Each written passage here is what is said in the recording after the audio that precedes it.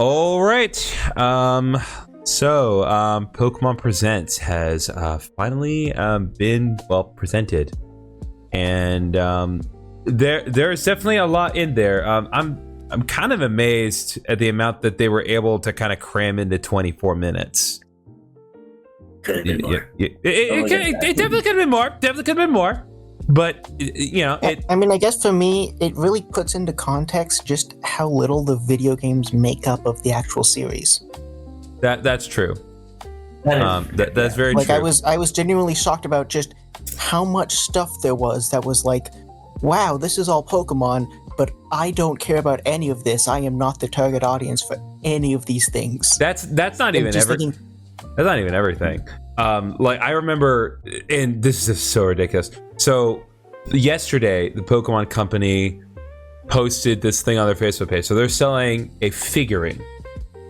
It's a Hatsune Miku Meloetta figurine.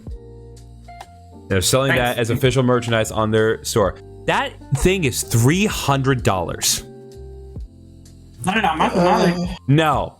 The answer is no. I'm not buying that. You could literally buy, and we'll get to Fire Red and Leaf Green eventually. Trust me, we'll get to it eventually. But you could buy each and every copy that's available on the Nintendo Switch right now twice, like all three language versions twice, and it would still be less than that figurine. So no, of course. So no, I'm not. I'm not buying that. Even the same thing, like with at least at the time when they released on the 3DS, the red, blue, yellow, gold, silver crystals, like same thing, all three versions of each, and you can buy them. What is it?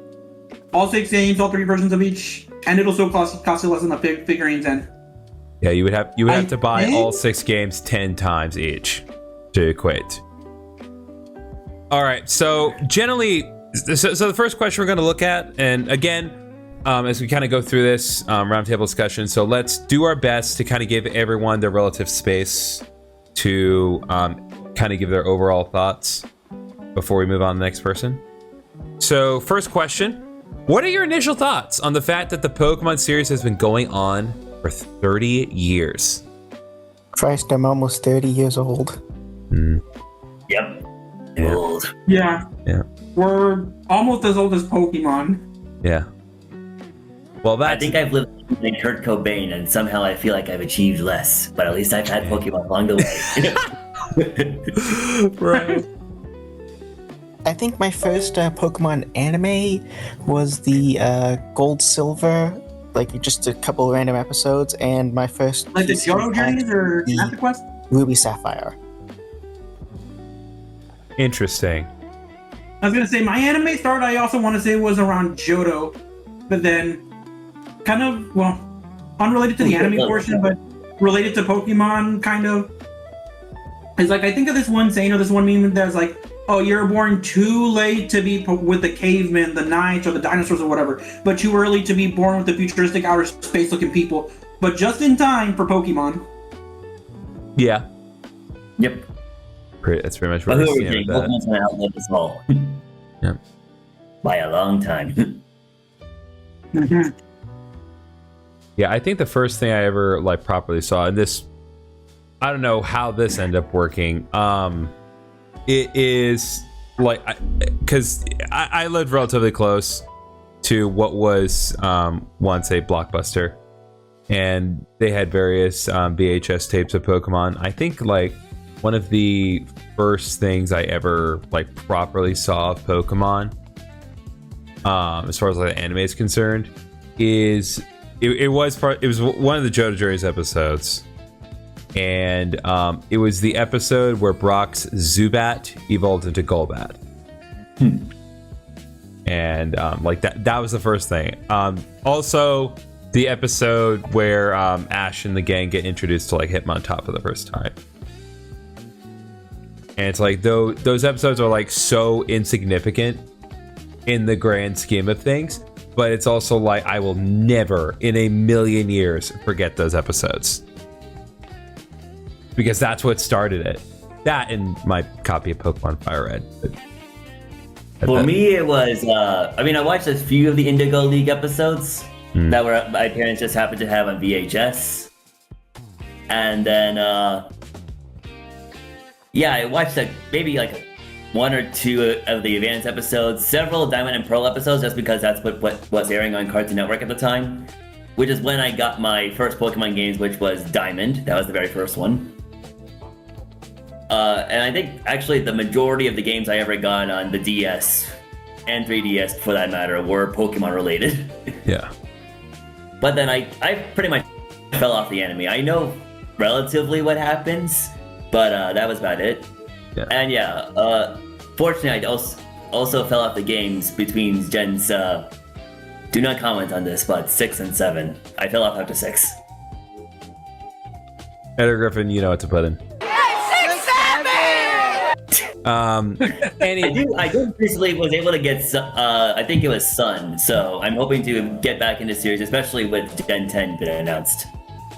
Okay, and we'll get to Gen 10 like in detail later, but I'm just gonna say, like, someone out there, now that we finally got into Gen 10, I need for there to be a parody song of Pokemon Gen 10, but like the melody of the original Ben 10 opening.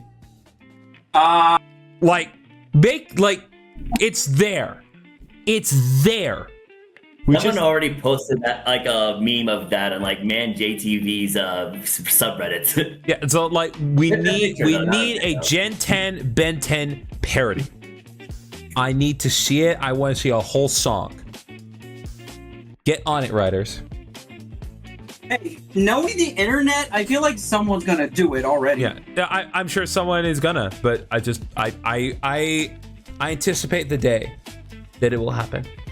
I don't think I really ever truly fell off the games. The anime, like I fell off after Unova. Like I did watch some of the X and Y series, and it's great. Pokemon X and Y, Pokemon XYZ is great, but Unova it was just too painful. Yeah, I heard that one was like the worst by far. Yeah. Well, here's the moment they got rid of Brock, I was like, no, forget this. I'm not watching anymore. Because Brock is Brock.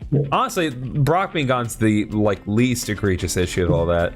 And like, to be fair, part of that is like just as a result of unfortunate circumstances, because they actually had a great plot written in the works. There's going to be like this whole immense conflict in this ancient temple between Team Rocket and Team Plasma, and like both organizations as a whole.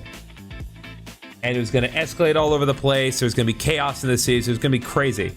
But the problem was it involved an earthquake, right? Well, yeah. So there was an earthquake that occurred in Japan.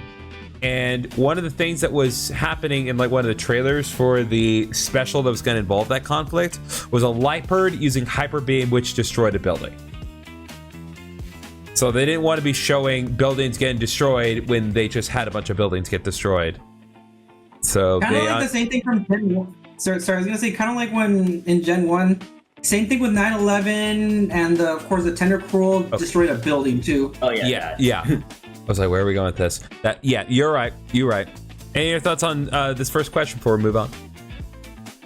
But I guess if we're talking about like us, I mean, if we fell off or not from the games or the anime, I mean, I guess, yeah, it's like Gen 5, the Gen 5 anime I didn't like. I really loved, well, I mean, as a child, of course, the Gen 1, 2, 3, and 4 anime. I mean, not that I wouldn't like them now. But right. Yeah, then Gen 5, didn't like it. Gen 6, I mean, I guess out of technicality, I did fall off of it for a few years between high school to like right at the start of college. It's like, because I was bored, I was like, might as well catch up, and I'm like so glad I did. And then by the time Gen 7 came out, it's like, I just forced myself to watch the entire anime until then. Like, till the end of Ash, and then even the current Liko and Roy story. Like, I mean, if y'all ever watch it, I mean, not gonna say that you have to watch it, but if you do, I think y'all would enjoy it. I've heard good things. Okay. And then I mean, I just know for me, like, the last episode I think I remember was like the second Team Rocket squad where Team Rocket had like their rival members that kept trying to replace them. Oh, Cassidy and Biff. It's Butch, not Biff. Yep. Oh yeah. So I Cassidy and Butch, because it's reference to Butch Cassidy from the Western movies. No. I'm very aware, Luke. I just said his name wrong on purpose because that's the joke. Oh. Yeah. That's literally the running joke of the whole show is that everyone keeps pronouncing Butch's name wrong. Yeah. Yeah, I was gonna correct it, but I realized that Editor Griffin's gonna work his magic. Yeah. But yeah, the last episode of the anime I watched was the premiere of Unova, and they had Zekrom in the very first episode. And I'm like, wait, what? And then somehow I never followed up on that. Yeah, Yeah. Aside from problem de-leveling Pikachu again, it amounted to nothing. Yeah. Yeah, I was gonna bring that up. And no, speaking of Cassidy and Butch? Biff, what was your... Yeah, Butch. What? I'm saying a bunch of wrong names. I'm never going to say it correctly, Israel. If you're going to bring them up, I'm going to say it wrong. No, I know what it's actually. I know what he's actually called, but I was like, Yeah, his name's Brock. The name is Butch. No. His name is. Oh, yeah, that's they the easy one. But prior to Diamond and Pearl being their last appearance, they did make one final appearance in one of the Journeys episodes. Yeah, they did. Yeah, but at that point they were retired from Team Rocket. Yeah. But I guess moving on to the games before we move on to the next question or someone else. Mm-hmm. So games, I mean, I guess I've technically never fallen off of them, but I guess like around, Scarlet and Violet, I think that's when I started to, I don't want to say completely lose interest, but I guess but I guess it's where I have stopped prioritizing Pokemon as much as other games. I mean, A, because of real life, but also B, I mean, there are other games that I like more than Pokemon. That's fair. Also, I mean, again, not that they didn't eventually get better when they got better hardware, but those games are not good. Like, they were written well, they have good music, but as a game, they do not function well. Like, I haven't really enjoyed the main series games too much since XY. Like, I didn't like the original Black and White. Like, the story's good, yeah, but like the gameplay wise, original Black and White was not that fun to play. Whenever I want to go back to Unova, I always do Black White 2. That's fair. And I just like haven't gotten into any main series game whatsoever. Whenever I have a Pokemon itch, I go basically anywhere else because, gods, I wish Game Freak would just let any other studio take the reins for like one project. Well, I have something to comment on that, but we'll get to that later. I think. Yeah. We have other questions, so I think it's best that we move on for the immediate moment. That's another topic that we can come back to when it comes up, especially talk about Gen 10. I'll give you time. Don't worry. Ben 10. Will be time. All right. Anyway, we're gonna move on to the next question. What are your thoughts on the Pokemon Game Music Collection Jukebox? Do you see yourself getting it? Give me one. I like how it looks. Second. Yeah, I mean, it looks nice. It's not on Nintendo Music. Why not have that option at the very least? Because I'm not buying a whole little GameCube, Game Boy Mini for that. Yeah. No, here's the thing though. One of my problems is that they make a bunch of them. Is like you have to buy a bunch of the little Game Boy cartridges individually just to buy like an individual song or set of songs. Do you? It's like I thought they came with the whole. I thought it came as a complete set. Or at least that's what I'm thinking. I went to the page. I don't see myself getting it. Yeah. The Like jukebox includes 45 cartridges, each containing a familiar sound or melody. Okay. Wait, so do you have to get each cartridge individually? No, it comes with all 45. Okay, I was about to say. No. Yeah, it's like that. It's a silly concept.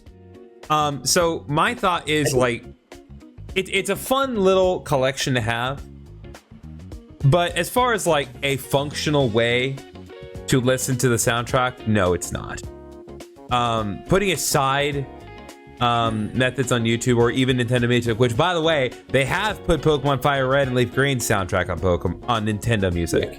So, yeah, recently, yeah. Yeah, so that's already down there. But even if you didn't want to rely on that, there's other perfectly legal methods to do it. Like you can even get. Here's what you should do. Like if you really want to give them your money, to get the Pokemon soundtrack, quote legally unquote, you can get the Pokemon Fire Red and Leaf Green soundtrack on iTunes for $10, and that gives you the entire Fire Red and Leaf Green score and the Pokemon Red, Blue, and Yellow score, as well as a couple of other things that are exclusive to that album.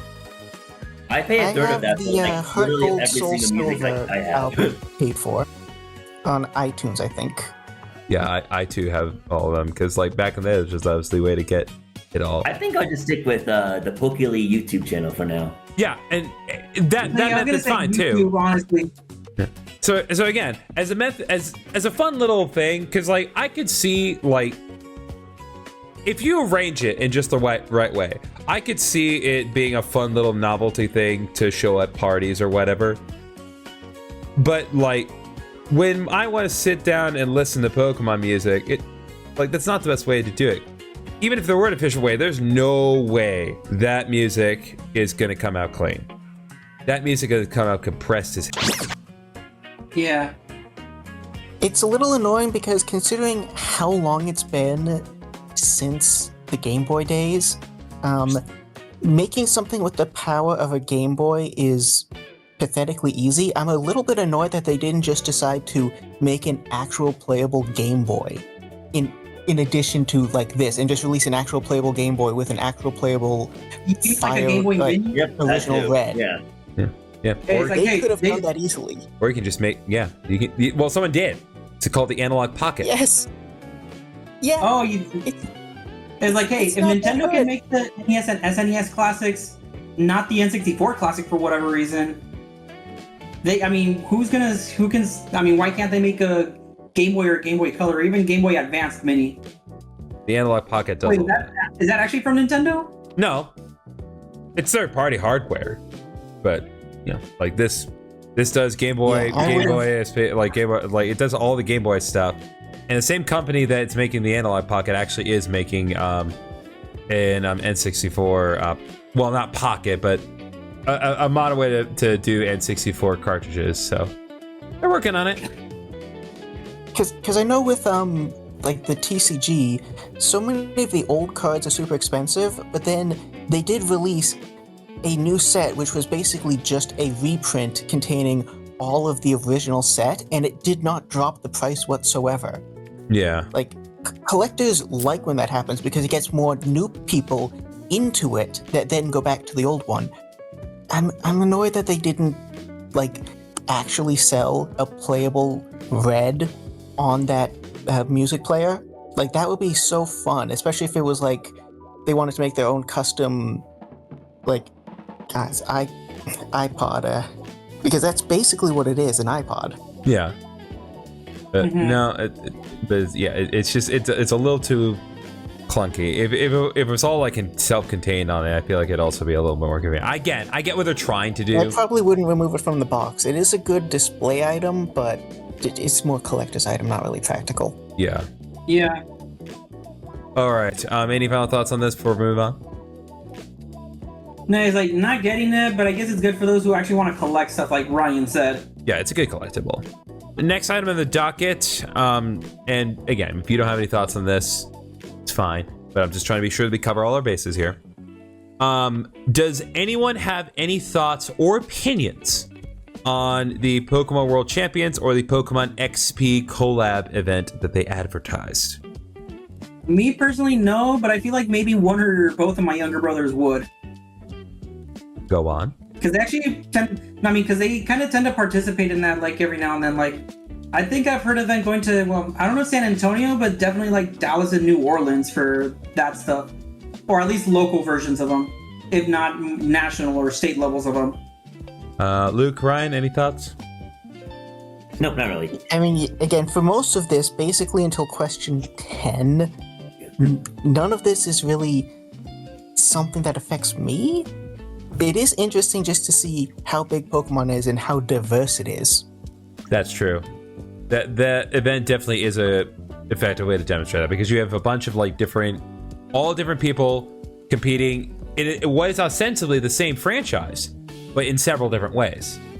because there's like the traditional Pokemon battling tournament, which will be done through Pokemon Champions. There's competitive battling in Pokemon Go, competitive fights in Pokemon Unite, and of course there's competitive TCG. And that's just one aspect of it. That's just one part of the event. There's a ton of different stuff going on in there. They're even having like cosplay events and stuff, which I think is really cool. The only like really big reaction that I got out of that when I saw that, it reminded me, oh yeah, there's a Pokemon Center in San Francisco now. Like, relative to where I live, it is as inconvenient as the one in New York. In terms of distance, but my parents live substantially closer to San Francisco than I do. So, next time I see them, we can just take a day and go to San Francisco and go to the Pokemon Center and buy something. Because it'd be really stupid to drive for 2 hours to go to a store and not buy something. Yep. But yeah, I'm absolutely not going to that, and not because I like actively don't want to. Not that I actively want to, but it's mainly it's right at the end of August, and I'm already doing stuff in Labor Day, so doing one right before the other would be exhausting. I'm sad that they don't have a Pokemon Center just in more cities, because it would have enough demand, and also there's enough different types of Pokemon events that there could be people constantly coming in for different types of events. Yeah. That's not just limited to card game or like the DS battle. That is true, but let's also remember that there's only 2 Nintendo storefronts as well in the entire planet. So I'm not exactly, sure yeah. That priority. There's demand for it. Like they can have more of them. Why are they so limited? I think, and this is just my thought on that, because like, have you been to either one of them? I've been to the New York. Okay. Yeah, I went to the New York one when Never been to any of them. To New York. So I've been to the one in New York, and I've also been to the one in Kyoto. I went there. Oh, nice. Jesus, I went there 8.5 years ago, and that place is ridiculous, and the amount of like just the sheer craftsmanship of that store is very impressive. And I'm not saying this is the reason, I still have but I think it may be that their concern is like, if they make too many of those stores, then the overall qualities of the stores may diminish. Probably. Yes, I do agree that I do not want like more stores that are of that quality, just because the quality is so immensely high. I still have the coffee mug that has the Gen 1 sprites on it that I got from there. Like, there's so many different various items. Like, I mostly just want like a small room in like a mall kind of thing, not an entire 2-story building, which is what it is currently. Yeah. All right. Yeah, again, I'm not greedy enough to demand more of those. I just mean just in general, like, Nintendo has enough demand, but I also know they don't want the risk of physical locations, because retail has been on the decline, and it is a very risky business with thin margins. Yeah. So it's probably why they don't have more. They don't want to get into that market as much, and they'd rather have like sell it to other people and have them take the risk. Right. All right. I think we're going to go ahead and move on. I think we've stepped away from the event itself. So, are there any thoughts concerning the TCG expansion that they kind of teased? We didn't get really specifics on the mechanic of it, but there definitely is something there. There's something for the sub thing there.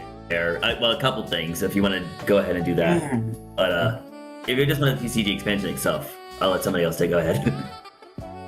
So I have no skin in the physical card game anymore. Like I stopped that years ago. So when it comes to the actual physical card game, I don't particularly care. That's part of the reason that like Paige and I didn't spend all day at that convention we went to in December. Not that we did not enjoy the time we spent there, because we met some really cool people, including Eric Stewart and Veronica Taylor and Jason Page. An awesome guy. And, you know, there were some cool stuff, but like 95% of what is there is people going there to buy, sell, and trade Pokemon cards. So if you're there for that, you're in luck. But if you're not there for that at all, not a whole lot to do. So it just, for us at a certain point, it just became boring. Now, as far as what we saw with the Mew Mewtwo cards, part of me wants to think that it's something to do with the terrestrialization thing, because terrestrialization, there's a I can't remember the term, but there's like a term, there's a special terrestrialization. Terra-type. Yeah, the Terra-type. Yeah. They looked like they were Terra-type because they had like all of the different elements. Yeah, it had all the energies all the different around types them. on the card itself. Yeah. I'm not 100% sure that is it, but that would make the most logical sense, because it's either that or they're teasing maybe the mechanic of Gen 10, but I don't know. But again, Pokemon cards are not something I've been into for ages.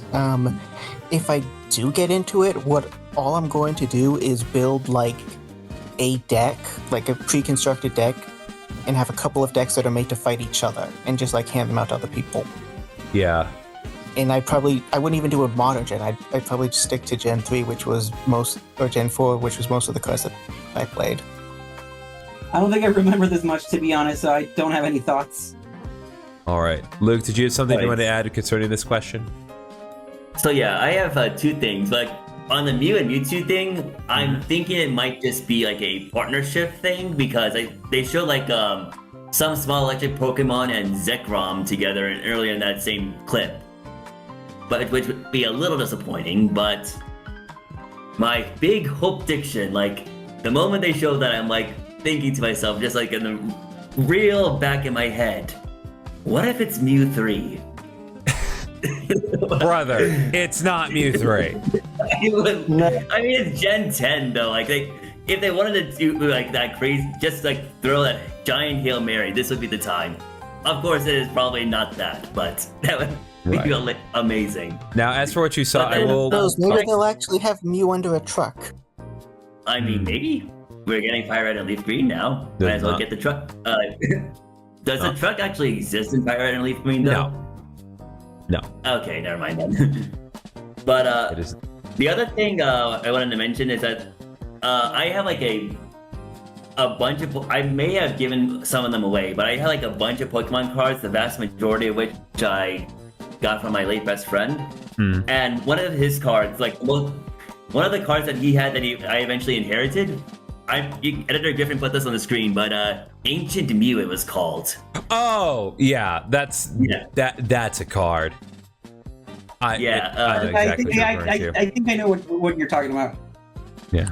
The one And so, that's like, not it's even like in a real language, because that one's pretty Yeah, famous. it's like an unknown language, I think. But, Yeah, it's pretty. I think that's the Pokemon language anyway. Like, it doesn't use a real, like, it doesn't use any real languages. But supposedly you can translate said fake language into a real language, or at least I think that's what the anime claimed. like the back of the card said, like, go online to find out what Ancient Mew can do or something like that, which I never did that, but probably that site's been deleted anyways. But yeah, that just reminded me of that, and like that card is probably worth hundreds of dollars right now, so maybe I'll look into that. But yep, it's just sitting in my toy closet at home. Yeah. I know for me, I had a lot of Pokemon cards, but they weren't stored that well, so the best I've got is moderately played, and most of them are considered heavily to damaged. Yeah, I never played with them. I just collected them. Yeah, I do. I mean, no, not even playing with them. I literally mean like in the binder and also in like the storage and stuff. Like they weren't in places that were heat moderated. Okay. We're gonna go ahead and move on to question 5. Pokemon Go is turning 10 years old this year. So I have to have a couple of questions, but I'll just kind of present them all at once, just so everyone has their turn to kind of put their thoughts together. So, does anyone here still actively play Pokemon Go? Are you still enjoying it? Do you think it's gotten better over time? What would you like to see in Pokemon Go moving forward? Ryan, go ahead. I got burnt out on it. Like after the initial hype faded, I tried to push through it, but there just wasn't enough Pokestops where I was to make it any kind of playable. So I just fell off the game and didn't feel that much into going back. And I was still a little annoyed with how hard it was to actually get a raid going, because you have to actually be there in a physical location, and it's not really advertised to other people as much when you're trying to start one. And it was mostly just kind of annoying, and I would have, like, I could think of so many different ways that they could do it better, especially since they literally have a method that's better.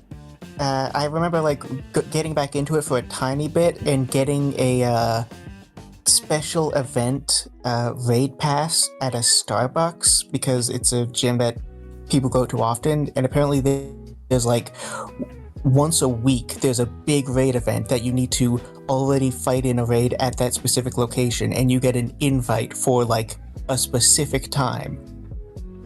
Right. I will say they have gotten a lot better about that.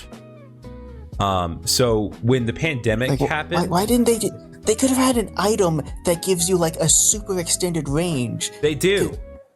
I guess that's what I'm trying to get to. So in 2020, when the pandemic happened, in an effort to not make people gather together in a single place, they introduced a new item called a remote raid pass. So as long as the gym is like on your screen, you can still see it, but you can also get invited by people who are either at like a gym to do a raid, or have remotely gone into a gym and then they invite you. So you can be invited by anyone from anywhere. So yeah, I fully agree with you. As it used to be, it was awful. Doing raid battles in the early stages of it, when it was first thing, it was like a colossal pain in the ass. It was so hard. Yeah, it's why I fell off of it and didn't really come back. And yeah. I was so, like, I pushed through it for a while, but I got so burnt out on it, I can't get any energy to even think of going back to it. Yeah, but yeah, but at least as far as raids are concerned, like that, there are still problems, to be sure. But they do have a system to allow you to raid pretty much anywhere, as long as you get an invite from anyone that is also doing a raid at the time. And you don't even need to be next to the gym that you want to raid. If you have a remote raid pass and you see a gym on your screen, you can raid it. There are several gyms in my neighborhood, because I live next to like a museum. So there's 4 gyms on that property. I could raid in any of them right now, and I'd be able to continue to have this conversation as if nothing happened. I wouldn't have to do anything. Is it perfect? No. Pokemon Go is still, it still does have problems, but at least as far as raids concerned, it has gotten better. It is not a perfect system, but it has gotten better. Yep, and I think the other thing I was a little frustrated by was the gyms back in the day. Oh yeah, they were horrible back then. Just to put your Pokemon in, for sure. Like, it was so hard to actually get into one. And at this point, there's decay, but at the same time, I liked the idea of spending a ton of time and effort to make a gym that's really hard to clear. But now that there's decay, there's no point, because it just decays too fast and anyone else can clear it too fast. So I just never got into it at all. And right. I'm just not this. I just been interested in coming back. No, and that's fine. So like, I don't actively do Pokemon Go. I don't actively go to my way to do it, but I do usually do it just once a day for at least 30 minutes. And that's mainly because when I'm at work, I make it a point to just walk around my parking lot during my lunch break for 30 minutes, just to get in some exercise. So I literally just do laps in my parking lot. And there's a Pokestop across the street from my building, so I can get free items while I'm doing that. They have what's called a daily adventure incense. So the incense, like, during that time constantly brings over Pokemon to me. Some of which can be like fully evolved Pokemon. There's actually an extremely low chance that the daily adventure incense will summon one of the Galarian legendary birds. And while it is extremely unlikely that they will appear, and extremely less likely you'll be able to catch them unless you have a Master Ball, in the unlikely event that they show up and they're shiny, because those can be shiny, it's a guaranteed catch. So it makes it worth my time in that respect. But I don't do much otherwise. So that's kind of my thoughts on Pokemon Go. It's one of those things where it's like, am I as active with it as I used to be? No. But it's like, I'm going to walk around outside for 30 minutes. Might as well run it, right? Yeah, and like all the people that were super passionate about it got burnt out too fast. The slow and steady ones are probably the only ones that are really continuing with it. But actually, The ones who make it their life. I mean, Israel, you probably don't remember this, but Griffin and Ryan, you probably do. Our first semester in Trinity, like during orientation, when we were getting there in the first time, do you remember that they had like a Pokemon Go activity for us? Yeah, they did. They used Arcanine to advertise the thing. Because Arcanine I do looked remember like the they were- Arcanine advertisement, though. Yes, I remember that. Yeah, I do remember a bit of Pokemon Go because it came out when we were in college. Yeah, it Yep. came out the same year we got into That was college. a big thing. Like, I mean, I think for y'all were just Yeah, about to first start semester. college when it came out. For me, I just finished my first year. Right. Yeah, Yep. because Israel was a sophomore the Yeah, year we were but- freshmen. which is like, that's crazy to think about. It's been that long since then. We've known Yep. each other. I met all of you guys, I mean, except it's maybe Israel, but like, yeah, I met Griffin and Ryan that first semester too. So it's just like crazy nostalgic. Crazy. But yeah, I still have the app on my phone, but I have not used it, and I'm afraid that the power curve, I'm not sure how to do it, is like just been so exponentially higher in the past 10 years that like if I tried to get into it now, I'd probably be obliterated. But I did have a good time with it, and full confession, I was on Team Instinct. Get out. I'm kidding. I'm kidding. I don't care. But yeah, I did have my main Pokemon for just no good reason was a Vaporeon. And like I caught that, and then it just like the level just kept on going higher and higher because it was the strongest one, and it just kept on being the strongest one. And it's like, really, a Vaporeon? No disrespect to Vaporeon, but like Hey, Vaporeon's good. that was the oddest one. I mean, it was. Oh, yep. It's good DPS for a while. I mean, I guess to answer the A portion, like, I'm kind of on and off, really. Like, right now, I guess I'm on the off season to where I hardly touch it. I mean, I guess I might occasionally enjoy it every now and then.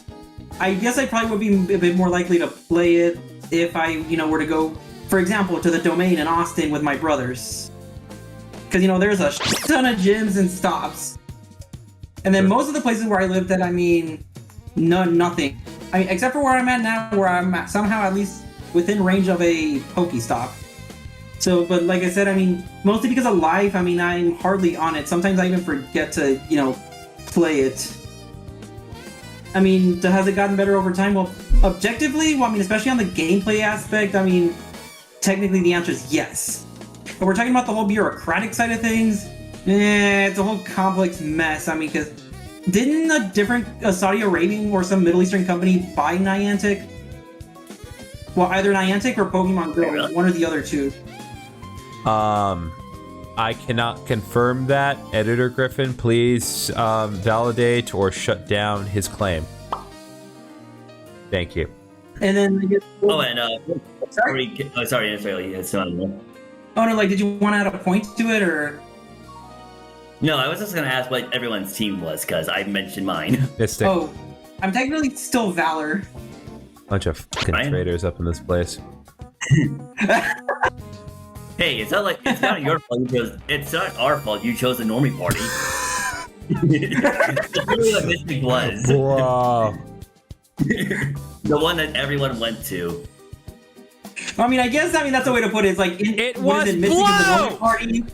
No, what is it? Mystic's the normie party, and then what is it? Mystic Valor's was the the one that rivals, everyone and then Valor was the one that like rare one.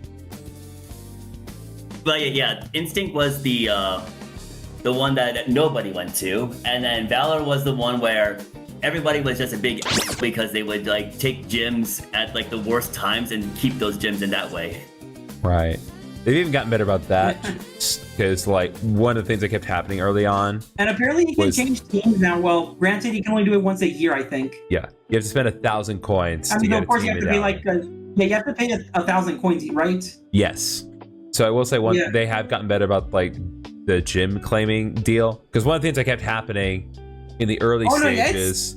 Sucked to ass when it first released. Yeah, it's way better in that respect because one thing that kept happening was like you would clear out a gym and then someone would just walk up and take it from you despite the fact that they did not do anything to earn it. And so now there's a bit of a buffer period. I mean, for one. Well, yeah, there's a priority. So it's like whoever was actually responsible for taking out the gym, they get first dibs. And also the other thing that was asked at the time, like when it first came out, is like even if your team was the one who claimed the gym, you still have to be their team to try to get a shot shot at putting your Pokemon in.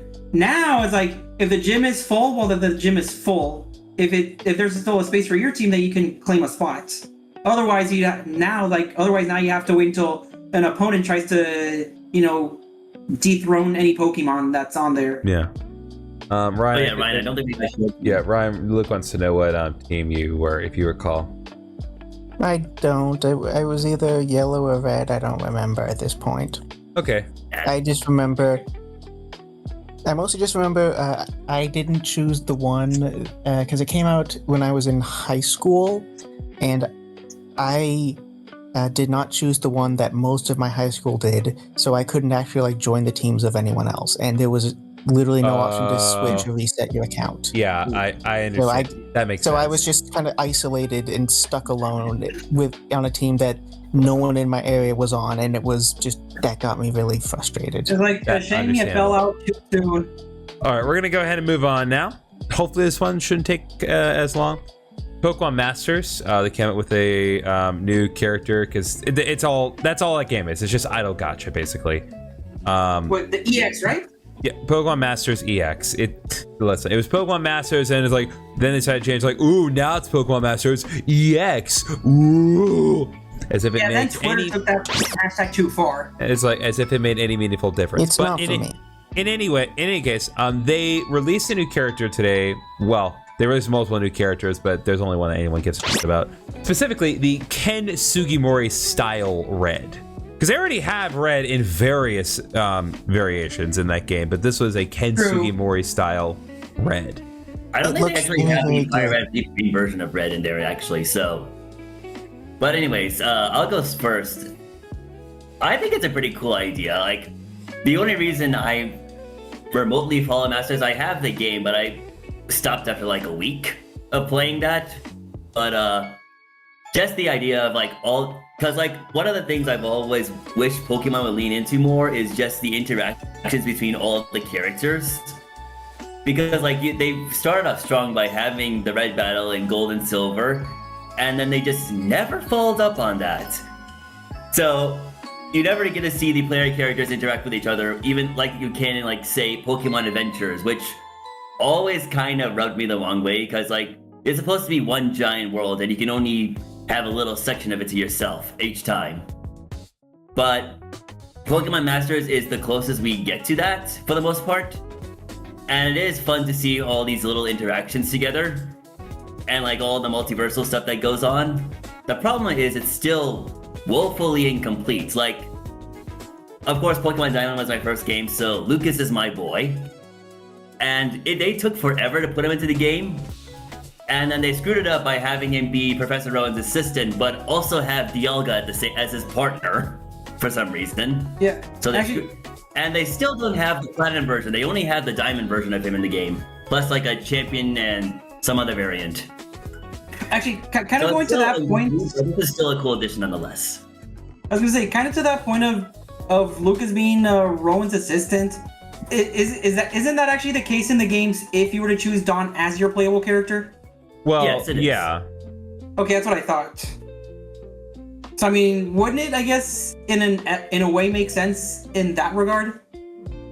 Well, I mean, he can, but I think that Luke he wants a version of Lucas that is not explicitly such and just kind of his own independent character, especially given that there are variations of Lucas you can do, right? My thing was like there was an inherent contradiction with that particular Lucas. Like he's Professor Rowan's assistant, but he has the Algo, which is something the player character does. In Diamond and Pearl, the assistant just watches the player character catch it for the sidelines. Oh, I see. Just the contradiction. I guess it's the inconsistencies. Yeah, so as far as my situation is concerned, same with me. Like I fell off the game after a week. I gave it a fair shot for a week, and it's like I know what this is. This is just idle gacha. That's what it is. It's Pokemon idle gacha. It's just you trying to get certain characters with certain Pokemon.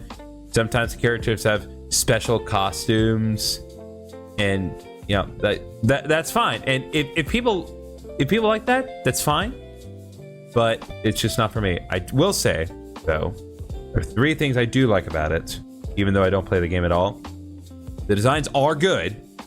The music for some of those characters are stupidly well made. Like, it's stupidly well made. Like, there's some really good stuff. But also, this is just proof that's like, if you just gave Game Freak, just took away the reins from Game Freak, we could have something really interesting. It's one of the only Pokemon games that has like an enormous voice cast. Like there's voice acting in that game, and like prolific voice actors too. Like Lucas is played by the actor who plays Genki in the Marvel Spider-Man games, for example. Yeah, it's just like it's proof that you can hire voice actors to do work in Pokemon games. But for some reason, you just don't do it in the mainline games. It's like, what are we doing here? Plus, like, Game Freak, every employee at Game Freak is burnt out from Pokemon. Just give them a break. That is something we'll get into later, because I do have something to share that you may or may not have heard of. Yeah, we'll get into it later. But regardless, that's like there's something good things, and like even the music for like the Kensuke Omori Red that came out today, it slaps. It's really good. I don't know if you guys have given it a listen, but it's good. I don't have anything to say for question 6. I mean, I never really dabbled with Pokemon Masters to begin with. All I really ever heard about were, especially the memes of when they changed it to Master EX. I mean, hence the Twitter hashtag from back then that I mentioned. And then honestly, it's like a lot of the times I forget this game even exists. That's fair. And I mean, for me, I don't do mobile games, like, ever. That's fair. Outside of Pokemon Go? Well, he doesn't even do that anymore in case that has not been established. Basically, the only games that I do on mobile are ones that I like playing on desktop. Namely, things like Plants vs. Zombies and Bloons. Okay. And Bloons is good. I gotta find Bloons is very good. Like, that one's just a solid game, and I do go out of my way to play it. And other than that, I just sometimes get emulators and download like fan games. Like if someone basically making a ROM from scratch and having it playable on a Game Boy. Yeah, I do. I have like I ostensibly have Radical Red on my phone. Oh yeah, yep. I have a bunch of different Gen 3 ones. Emerald Roguelike was very good. Yeah. Okay. Then we're gonna move on from Pokemon Masters now. Question 7. Any thoughts on Pokemon Cafe Remix? All they confirmed today is that they're doing an event where all started Pokemon are coming back in. I mean, it's Pokemon. It's cozy. It's Chose for babies. It's so easy. Which there was a Pokemon Chose today. I know for me, thinking I love Pokemon Snap, and I'm like, oh man, I want to do just more casual hanging out with Pokemon kind of stuff. And then I kind of see New Snap, or what is it on the Switch? There is. Yeah, that's what I played. Yeah. The newest Pokemon Snap game. I had an amazing time with that, and I loved all the animations and stuff. And I was thinking, oh man, I just want more being able to just be with Pokemon. And like these games should be the kind of thing I should be interested in looking at, but I just feel nothing. Yeah, I wasn't interested in it at all. But I knew what it was the moment I saw the gameplay. It's like I'm not doing this again. There are already way too many games that they've made that are basically just the same thing as this. Yeah. And there's like Pokemon can't be a remix. I mean, just like with the Pokemon Masters, is like, I mean, of course, I never dabbled with them, but I mean, also a lot of the times I forget that it exists as well. And because honestly, there's only 2 mobile or mobile-like or mobile-less games that I've ever like legitimately touched, and those being, of course, what are they? Pokemon Shuffle, which I mean is just not a gotcha, but I guess some freemium version of Pokemon Trozei. Mm-hmm. And the other one being Pokemon Rumble. Or I guess Rumble World specifically, because Rumble World is a bit functionally different than Rumble on the Wii. Yeah. Yeah, I liked Trozei when I was a kid. I forget which one I had, but I just remember having a lot of fun with it. Any thoughts on Cafe Remix, Luke? Nope. Okay. We're going to go ahead and move on. Unless you have something Sleep to add, is basically the same for me. Yeah. Of just being another cozy game that I should be interested in, but I just feel nothing. That's fair. Yeah, so we're addressing the question of what are your thoughts on Pokemon Sleep? I actually do use Pokemon Sleep regularly because it's one of those things where, and it may seem obvious, but there's so like there is as much time that I technically commit to it as there is time like I don't commit any mental time to this at all. Because like 95% of what is done in that game is you sleeping, and it just tracking your sleep. It is such an odd thing. So it's just one of those things where it's like once you kind of just work it into the start and end of your day, it's just seamless. So the thing that was kind of announced today is that Mew is going to start popping up. And I kind of looked at the app. So the way it's going to work is like, because at the start of your day, you find Pokemon in different like forms of sleep, and then you essentially take pictures of those Pokemon as they're sleeping. But again, you don't have to actually manually put any effort into that. But once the pictures are made, Mew's going to start popping up in them. And I guess when that happens enough, that'll increase the odds of Mew appearing. So I do appreciate that. I also do appreciate, I don't know if y'all have picked this up, when they were playing the trailer for the like Mew portion of that, it actually used like the leitmotifs of the Southern Island that you can find Mew in Pokemon World version. Oh. And like I like that detail. It's like they didn't have to do that at all because you don't hear that music in game, at least not in Pokemon Sleep. But they did it anyway for the trailer. Like only the real ones would know that. What I did like about that portion, I will say, because I don't have anything else to say about this, but except for maybe I love to cuddle up with a Pokemon if it actually did what is shown in the trailer. But do you want me to buy you a life-size Gardevoir? No, that is not what I'm implying. You asked to cuddle with the Pokemon. I'm giving you an option here. But no, what I was gonna say is, I really liked how in the Mew portion of the trailer they had a Riolu there, and it made me think of Lucario and the Mystery of Mew, the movie. Okay, I didn't even think about that, but that's a good point. Man, it got me thinking. It's been a while, but I just remembered Pokemon Channel. Did anyone ever play that on GameCube? No. I did not get Pokemon Channel. I knew of it at the time when it came out, but I didn't have a GameCube, and by the time I got a Wii, however much interest there was in Pokemon Channel seemed to seep away. So because I know like that and Hey You Pikachu were like games that I was definitely interested in for just like the cozy feel. So it's a bit odd that like that's what I'm looking for, and yet I don't really feel that anywhere here, and I'm not sure why. Well, and that's really not what you're supposed to get out of it.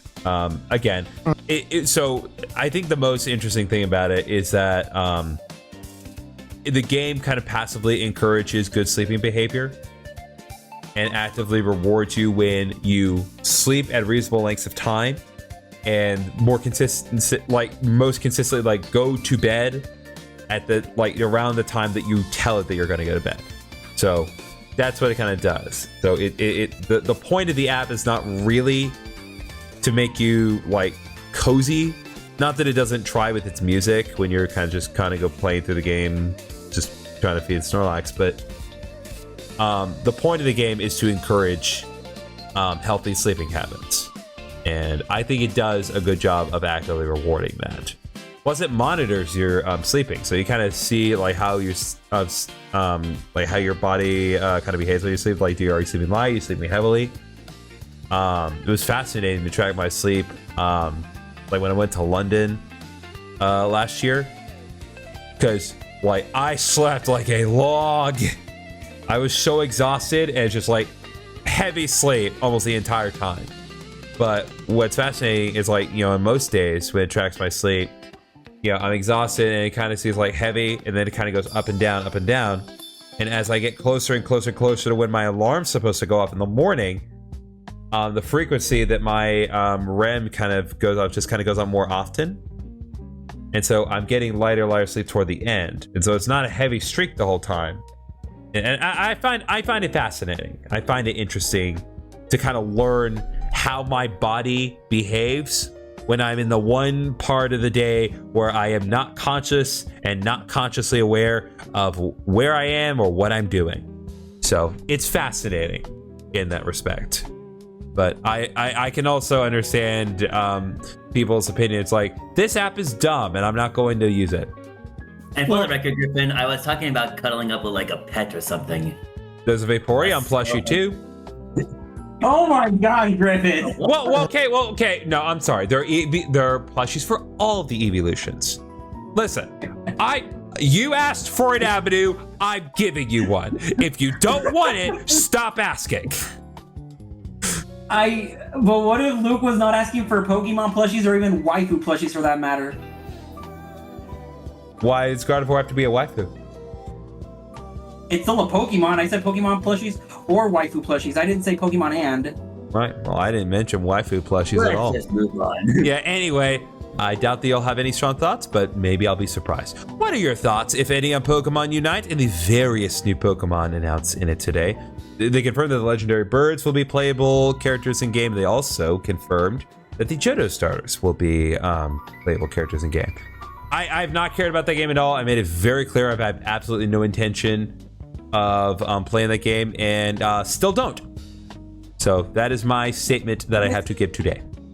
So as far as Unite, like you, Griffin, I mean, I personally don't think I'll care to use it. Like, even if I have played League of Legends a few times, like, I personally couldn't care less for it, but again, I know one of my younger brothers does. Luke?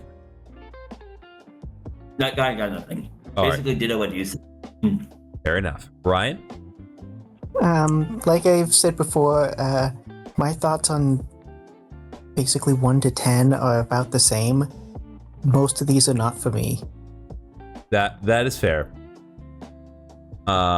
It doesn't feel like we have a strong opinion on this at all. So we're gonna go ahead and move on. And yeah, we're getting to the juicy stuff shortly. We're almost there. Hang in there. So, what are your thoughts on Pokemon TCG Pocket and the new pack that released today? Although technically it released yesterday, but it was relatively the 27th in Japan when it came out. So, semantics. No, yeah, I was gonna say, I mean, yeah, interesting that pack released yesterday, as you said, but I mean, then again, it was actual Pokemon Day for Japan because, time zones. But Pokemon TCG Pockets, like, I wonder if I would eventually fall off this, because I know apparently my brothers have, but my friends, I mean, y'all included as well, I mean, still get on it. So it's like, I don't know if it's something that I see myself continuing or eventually stopping. So, I mean, it's very interesting. Also, Editor Griffin, if you want to, put in the poll that I got earlier today. The poll that you got? The Godly poll. Was that your poll, or is that just someone else's poll that you saw? No, that was my poll. That was your poll? The one you posted in game chat earlier today? Yeah, that was my poll. Yeah, no, Jesus Christ, dude! Should have been clear about that. It was a fucking God pack. Yeah, I was like, that was broken right there. That was broken luck. You know how fucking rare that is? Yeah, Edgar, but put that up. Put that up like 3 times. At various angles. And I was like, why the fuck would I lie about that? Or why would I claim someone else's I just mislooked at the image a bit. But I think, like, as far as TCG Pocket is concerned, like, yeah, I do use it. It's one of those things where it's one of the easiest apps to only, like, do for about a minute or two, twice a day, and then you're done. And you can get a lot done with just that. Like, there are whole collections I've fully completed without spending a dime. Yeah, I hardly battle. I don't even bother trading or any of that. I just collect and open, and that's it. Yeah.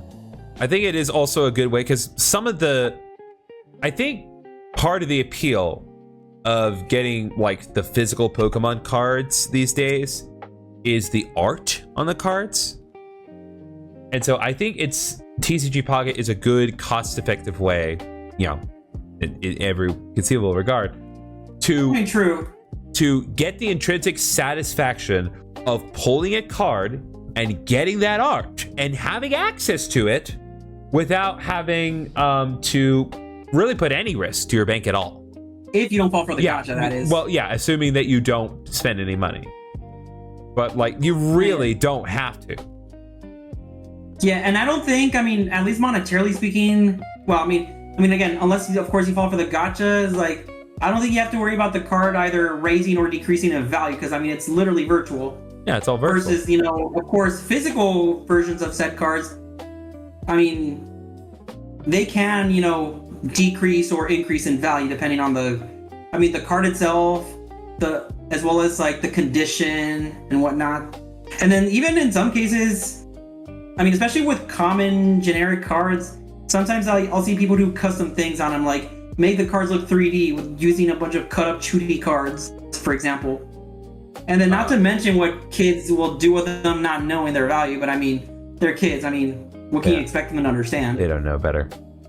But yeah, I think it's a good cost-effective way to collect Pokemon cards without breaking your bank, without having to worry about like money or space or anything. All on your phone, all organized. And again, not a huge time waster. Not unless you actively go out of your way to make it happen. I don't play mobile games, so I don't have much. Yeah, new pat's cool. They have Paldean Pokemon. I also don't do social media because I know the things that are good for your health and mental state. Also fair. That already makes it better than us. Also fair. Luke? Yeah, I've got nothing really to add about this either. I will say though, you and Grant posting those TCG cards that you happen to pull in the game chat all the time. Oh yeah, true. Especially Grant. Grant is ridiculous.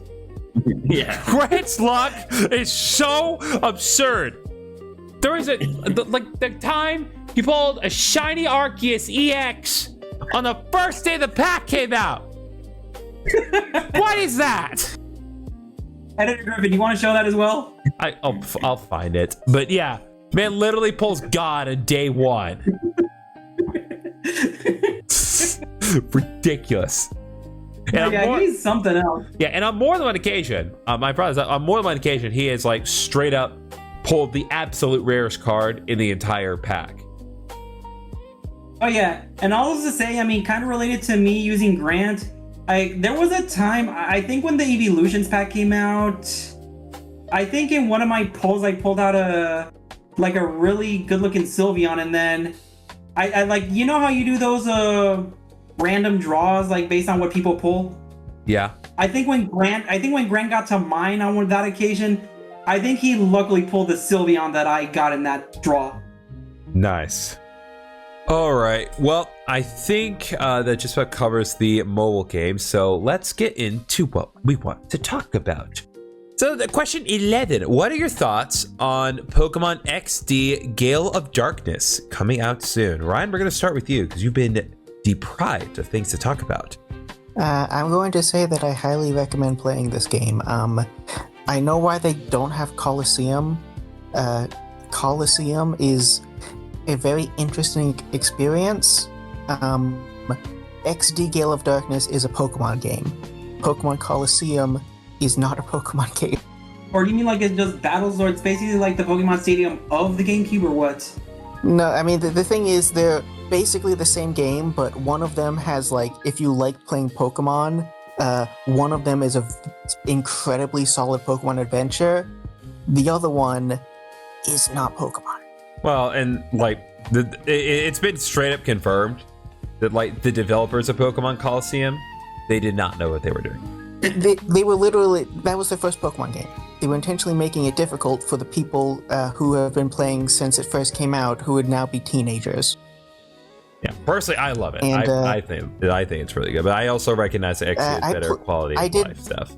I played it, and I did love it the first time I played it. Then I tried replaying it and going back to it, and I immediately put it down and played Pokemon XD to wash my mouth of that. Dang. Do not replay the game. You will lose all of your happiness and all of the joy you had from playing it. Dang. It is not worth replaying Coliseum. That is harsh. But you are I will entitled to your say it opinion. is weird that they're putting this one first and not XD Gale of Darkness, because like Coliseum is like a predecessor to XD Gale of Darkness, right? Yeah, Coliseum. No. I think there's a little bit of a word flub there. So yeah, XD is coming out, but Coliseum is not coming out yet. And it is weird because yeah, the timeline of the games, XD canonically takes place 5 years after the events of Pokemon Coliseum. So it's weird that they are releasing XD first.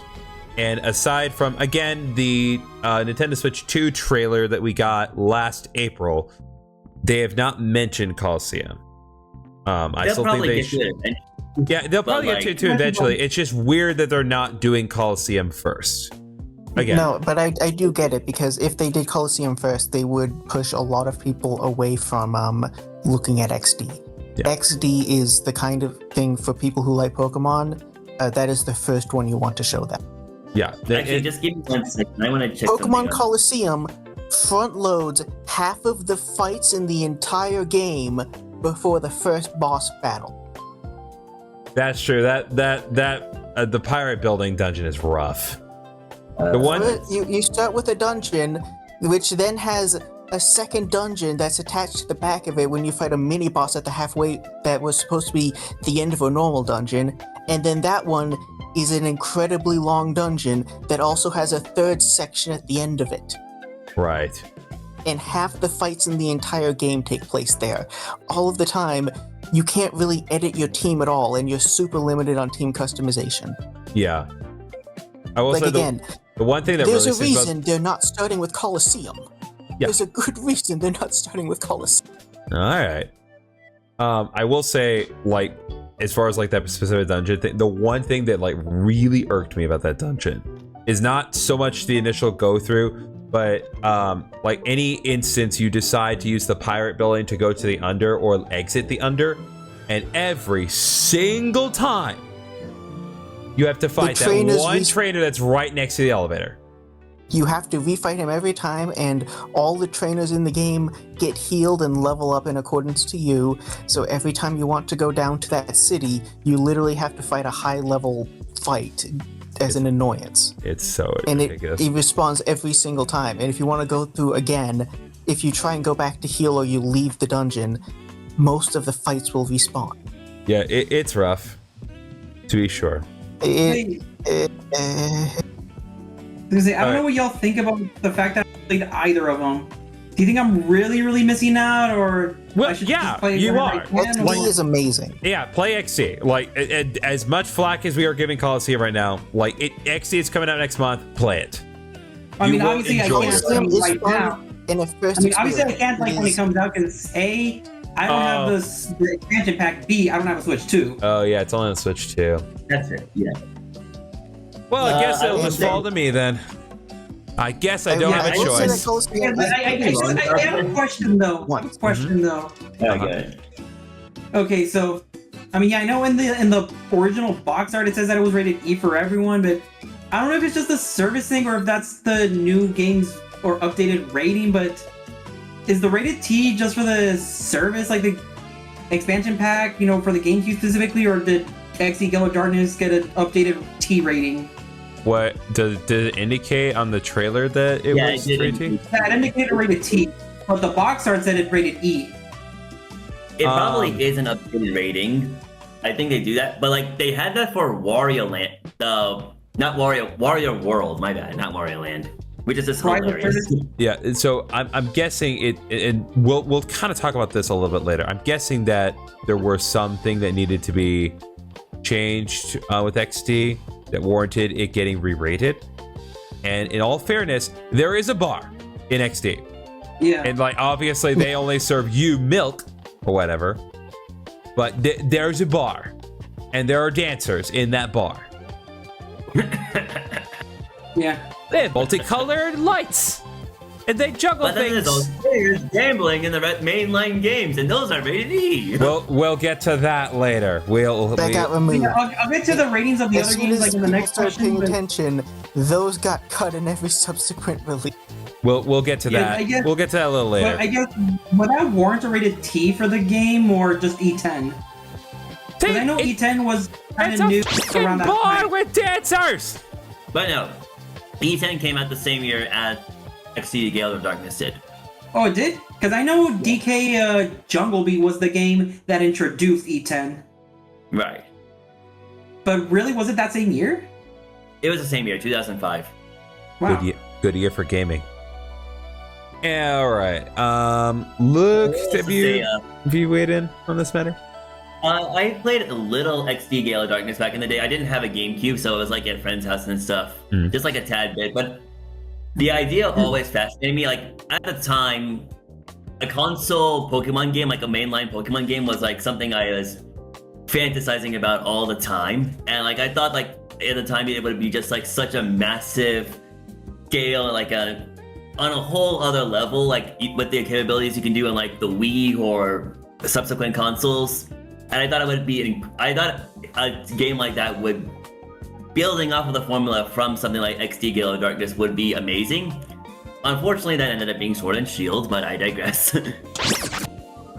But also, I could be wrong on this, but I think Shadow Lugia from that game is actually my first exposure to Lugia ever, and it was through the guidebook, believe it or not. Nice. Interesting. I do think That was definitely from a movie. yeah, seeing Shadow Lugia was my first time seeing Lugia, Mine was the and it 2000s. definitely looked very, very cool. Yeah, mine was also And it movie is- 2000. Remember, Also, who's gonna bring up the baby Lugia from the anime? No one. That's irrelevant to what we were No. discussing. Sorry, I just have to bring it up. All right. Anyway, I'm very excited about XT. Play it. You should absolutely play it. Okay, let's move on to question 12. We're gonna take our time with this a little bit, just because there's a lot to unpack. So, Pokemon Fire Red and Leaf Green, they came out as of when we're recording this on the 27th. You can pre-purchase them a week in advance, but they officially came out today. Let's break this down. So, what are your thoughts on the method on which they were released? Let's not factor in price right now. Let's just discuss the matter of them being released as standalone games and It's not separate from NSO, right? yeah, and not NSO. I mean, I am glad that I'm allowed to buy it and permanently own it, but it is kind of odd that they wouldn't put it on NSO, because like having stuff like that on a subscription service is the reason why people get subscription services. Right. They probably figured everyone would to buy it anyways, and so they might as well sell the two separately because. I actually kind of have a point. I mean, yeah, of course, like on the one hand, thankfully I get to buy it separately. I mean, and it's a game. Well, I mean, outside of course, physical copies being the best way to claim ownership, I guess this is the next best thing. I mean, or at least better than an online subscription. But I mean, I guess another point I'm going to give to it is, well, I guess it's somewhat been talked about in the trailer. Like, even if not immediately, at least they will have compatibility with Pokemon Home. Which, I mean, if the games were to have released on NSO, supposedly, I think I saw a video earlier today or yesterday where if they were to have been released on NSO rather than as standalones, then it would be a lot harder to compute a lot of technicalities from the games in collaboration with Pokemon Home. Yeah, that is actually the point I was going to bring up. So No, yeah, but yeah. So well, so first of all, it's weird because like when they first popped into the store, the descriptions of the games in the store indicated explicitly that they were going to be compatible with Pokemon Home, and then like within an hour, they intentionally removed that blurb of text just for them to come back a week later and be like, "Oh, it's compatible with Pokemon Home." It's like, okay, but why No, it's did not going to be you? compatible at launch. It's something that's going to be added. Right. They do this every single time. Right, but why did they ability just to change? transfer your Pokemon to Why and did they from just change comes the like text? months in an update after the game's initially release. Right. and this has been a This problem is like since super Pokemon. consistent. This is something that they've done since Sun and Moon. No, since Gen This 6, is actually. not new. I'm pretty sure since X and Y, right? Because even Pokemon Bank had this problem. Well, when Pokemon X and Y came out, there was no Pokemon Bank. Everyone was just waiting for the thing to come out and work. Yes. Once it came out, it was fine.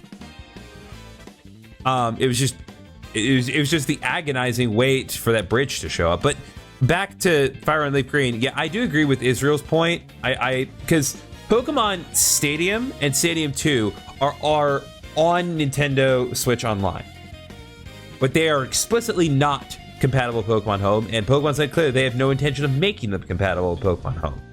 So I do agree with the point that if they had been released on NSO just because of how NSO works, I don't think that they would have been made compatible with Pokemon Home.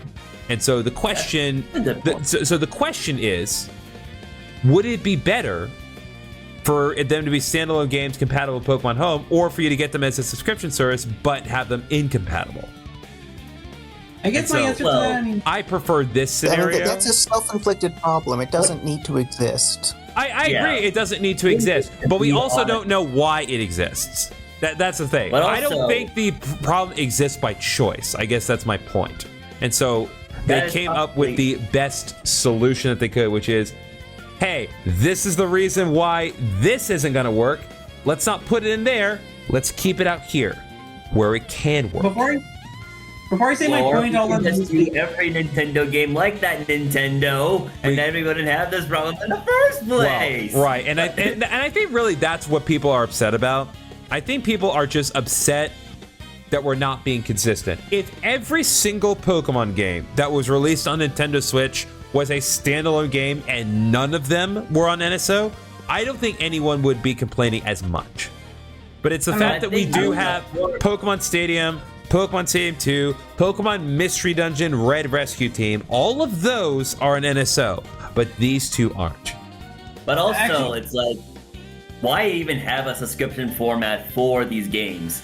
Like, it's just weird, and I mean, I guess sometimes it could cost less, but you don't own anything. And things like Steam have shown that people do not care. And I mean, I guess I might as well direct everybody to the Switch 2. Nintendo should just put games on PC rant that I had back when we did the Switch 2 direct reaction. But I'm not gonna go through all that again because that's Watch like the video. 5 minutes of me. Yes, watch the video. Watch the video. Put the link in the I description. mean, something that I've said for a while, they should just port Pokemon to mobile. If it was on the App Store, it would sell Gamebuster. It will. I don't think Nintendo would allow that They though. won't do that It's their either. decision! That's the point! The point is that's their choice. If they would just do it on their own, it wouldn't be a problem. They already put Pokemon games on the phone. Just put the mainline games on the phone. Like, especially the DS and They're gonna mod Wii the game Those and put different- on all the characters. No, they won't do that. Ain't doing that. Okay, I was gonna mention Whole something. point. They're being paranoid. Okay, I swear I was gonna mention something, but it's not coming up to me right now. Oh right, so I think probably I don't know if y'all would call this like the Utopia version of this, but I feel like if they had, I mean, not just for the Pokemon games specifically, but just every Nintendo and third-party game in general that has had some kind of history with Nintendo, like if they give you the option or both options that you can either choose to buy the standalone game as well as have a subscription service option, that probably would have been, you know, better. But of course, no, it's like it has to forcibly be one or the other, but not have the option for both. I think that's where the biggest issue is now. Yeah, I don't get why they even if it would be exclusive and not be able to be compatible with home, if it was on NSO, why couldn't they just release it on both? That is kind of odd. I do agree, especially since like it is common practice to have like if you have something that you can only do on subscription service to separately offer it as like a permanent buy. They're already doing that with all of the DLC that you get when you do the NSO subscription. Right. I guess so for select games at the moment. But even so, but they do still do the option. So it's like, why not uniformly give that option? No, that's true. I mean, even for the Pokemon games, I don't think they have that option for the Pokemon games at this time, right? No. I think right now it's like, what is it, your Splatoon 2s, your Mario Karts, I think also Animal Crossing? I believe the the upgrade packs for Breath of the Wild Tears of the Kingdom. Oh yeah, that's right, that also game too. free on it, so. Yeah. But I guess going back to the point that I was making, if you couldn't care less about Pokemon Home, then yeah, I guess the NSO option of Fire Red and Leaf Green would be probably appropriate for you. But if you actively do give a shit, then no, just buy the games outright. Yeah.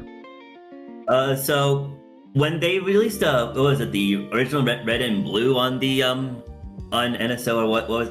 Oh, it was Virtual Console, right? Yeah, it was Virtual Console 3DS. on the 3DS. Those were standalone titles. So they did use the they wouldn't probably have that streaming problem then. But I'll get into actually I guess we can tackle this now. Actually never mind. I'll say that for point D or E. Okay. So addressing the price. So each respective version of Pokemon Fire Red and Leaf Green costs $20 each. Now, 22 years ago, the game's retail price was $40 each. And so one of the big points of controversy is that despite the fact that it is still cheaper than it was 22 years ago, people are still frustrated about the relative price of each game and think that it should be even cheaper. What do you think about the price of Fire and Leaf Green on Switch? 10 to 15 is what I would expect. Yeah, same. I guess I can see that. I'm like, yeah, if they charge Weren't the original that would be too much, but 20 is like, I'm not gonna lose sleep over it. I could have sworn that Virtual Console, each of the Virtual Console ones were like $8. No, wait, you mean the red, blue, yellow? No, they were 10. I actually looked it up on Facebook the other day. 10, okay. Yeah, they were 10.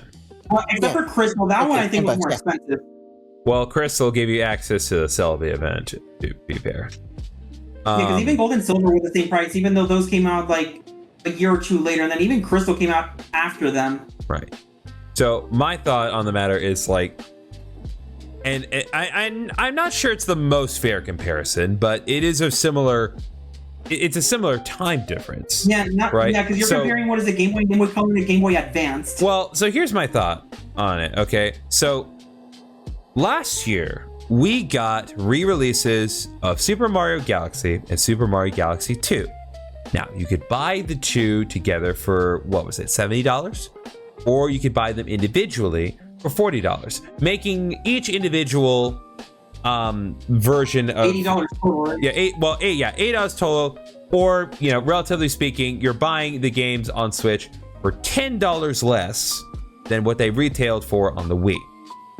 So, relative to Pokemon Fire Red, which only came out 2 years prior to that. No, even at the same time, like using those Mario Galaxy examples, one of those games was already on the 3D All Stars pack, which of course that pack combined was $60. So basically, at most maybe $20 each game. So then, I don't know. I feel like they could have. Yeah. Well, my point is, the amount that they're discounted is already more than what the Mario Galaxy games were discounted, and the relative percentage is also higher because they're $20 cheaper than the original retail, unlike Mario Galaxy, which is $10 cheaper. $10 difference on Mario Galaxy, that's a 20% difference. $20 on Fire Red and Leaf Green, that's a 50% difference. Yeah, I'm mostly just thinking about it in comparison to the other virtual console Pokemon releases Then they've had. again, Like, different I bought systems, different power. both versions when I did that. For this one, I'm debating whether to even pick up one. I guess my thing, I mean, I already bought both of them. I mean, yeah, I'm already gonna Nuzlocke one of them this Sunday, and then the other one, I don't know if I'll stream or just play alone, like just by myself. But I guess my point in regards to the price, I'm like, I mean, yeah, obviously the different systems, but also, I guess the content is another thing. I mean, I guess, well, you could argue that the Johto games, Gold, Silver, and even especially Crystal, had more stuff than the original Kanto games. Here, the Kanto, like as in Red, Blue, and Yellow, Fire Red and Leaf Green, those, you can say are more definitive editions of the original Kanto games.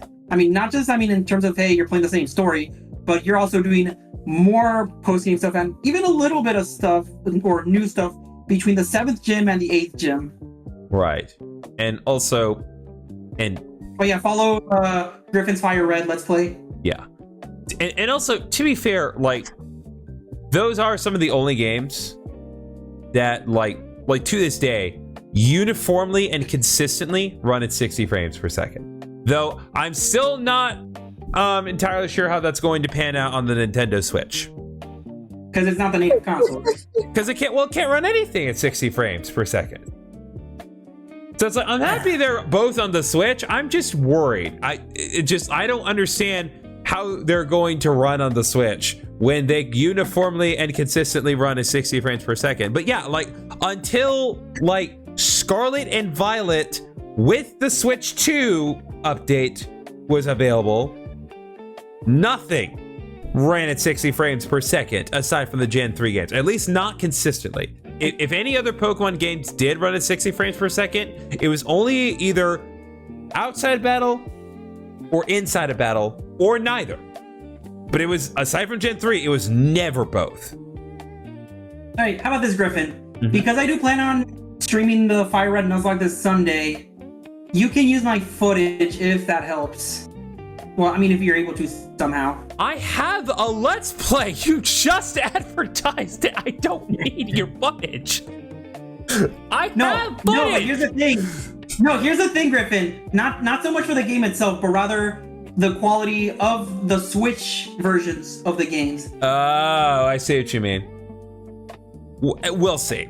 I personally don't see, I definitely see why there is an issue, but I think people are blowing it just a little bit out of proportion. Yeah, I don't think it's the most. I don't think it's the most blatant insult that people are advertising that it is. No, yeah, I was gonna say, at that point, and I'm probably gonna sound cheated for this, or maybe controversial. Is like, if you're gonna that much about the price, you might as well just illegally emulate it, like plenty of people already do, anyways.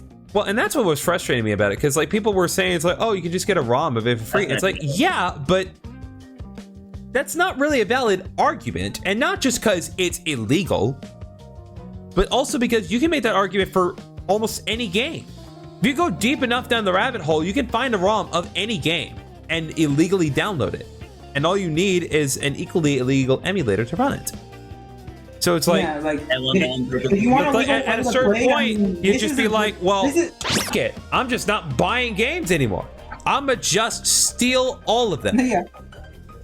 Right, and that's like, if you want a legal way to play it, especially nowadays, this is probably, the best way. Because if you try to buy an original cartridge or even Game Boy Advance, oh boy, look at those prices. They are going to be expensive, high as, whether it's the Facebook Marketplace, eBay, Amazon, wherever you can find it.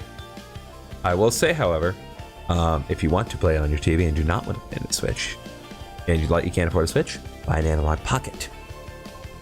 Analog Pocket is cheaper than the Nintendo Switch, and it also has a dock. So I can play Fire Red on my television right now if I wanted to, without my Nintendo Switch too. Just saying. just giving you your options. I guess. But yeah, that's an authentic cartridge, even if the system isn't first party or Nintendo made. Yeah. Yeah, you still need an authentic cartridge. Okay. So we're gonna move on. Next question concerning Fire Red and Leaf Green. The thoughts on online mode, or rather lack thereof, because that's one thing that people were complaining about. I guess I will say, I mean, leaving Pokemon Can you Home at out of least trade with Sorry. people locally? Yeah. Like, can you I'm trade pretty with sure- I people? mean, Yeah, you That- can't. that- You that absolutely was- can't trade with people locally, just not online. Yeah, because that was the case with the Gen 1 and 2 games on the 3DS.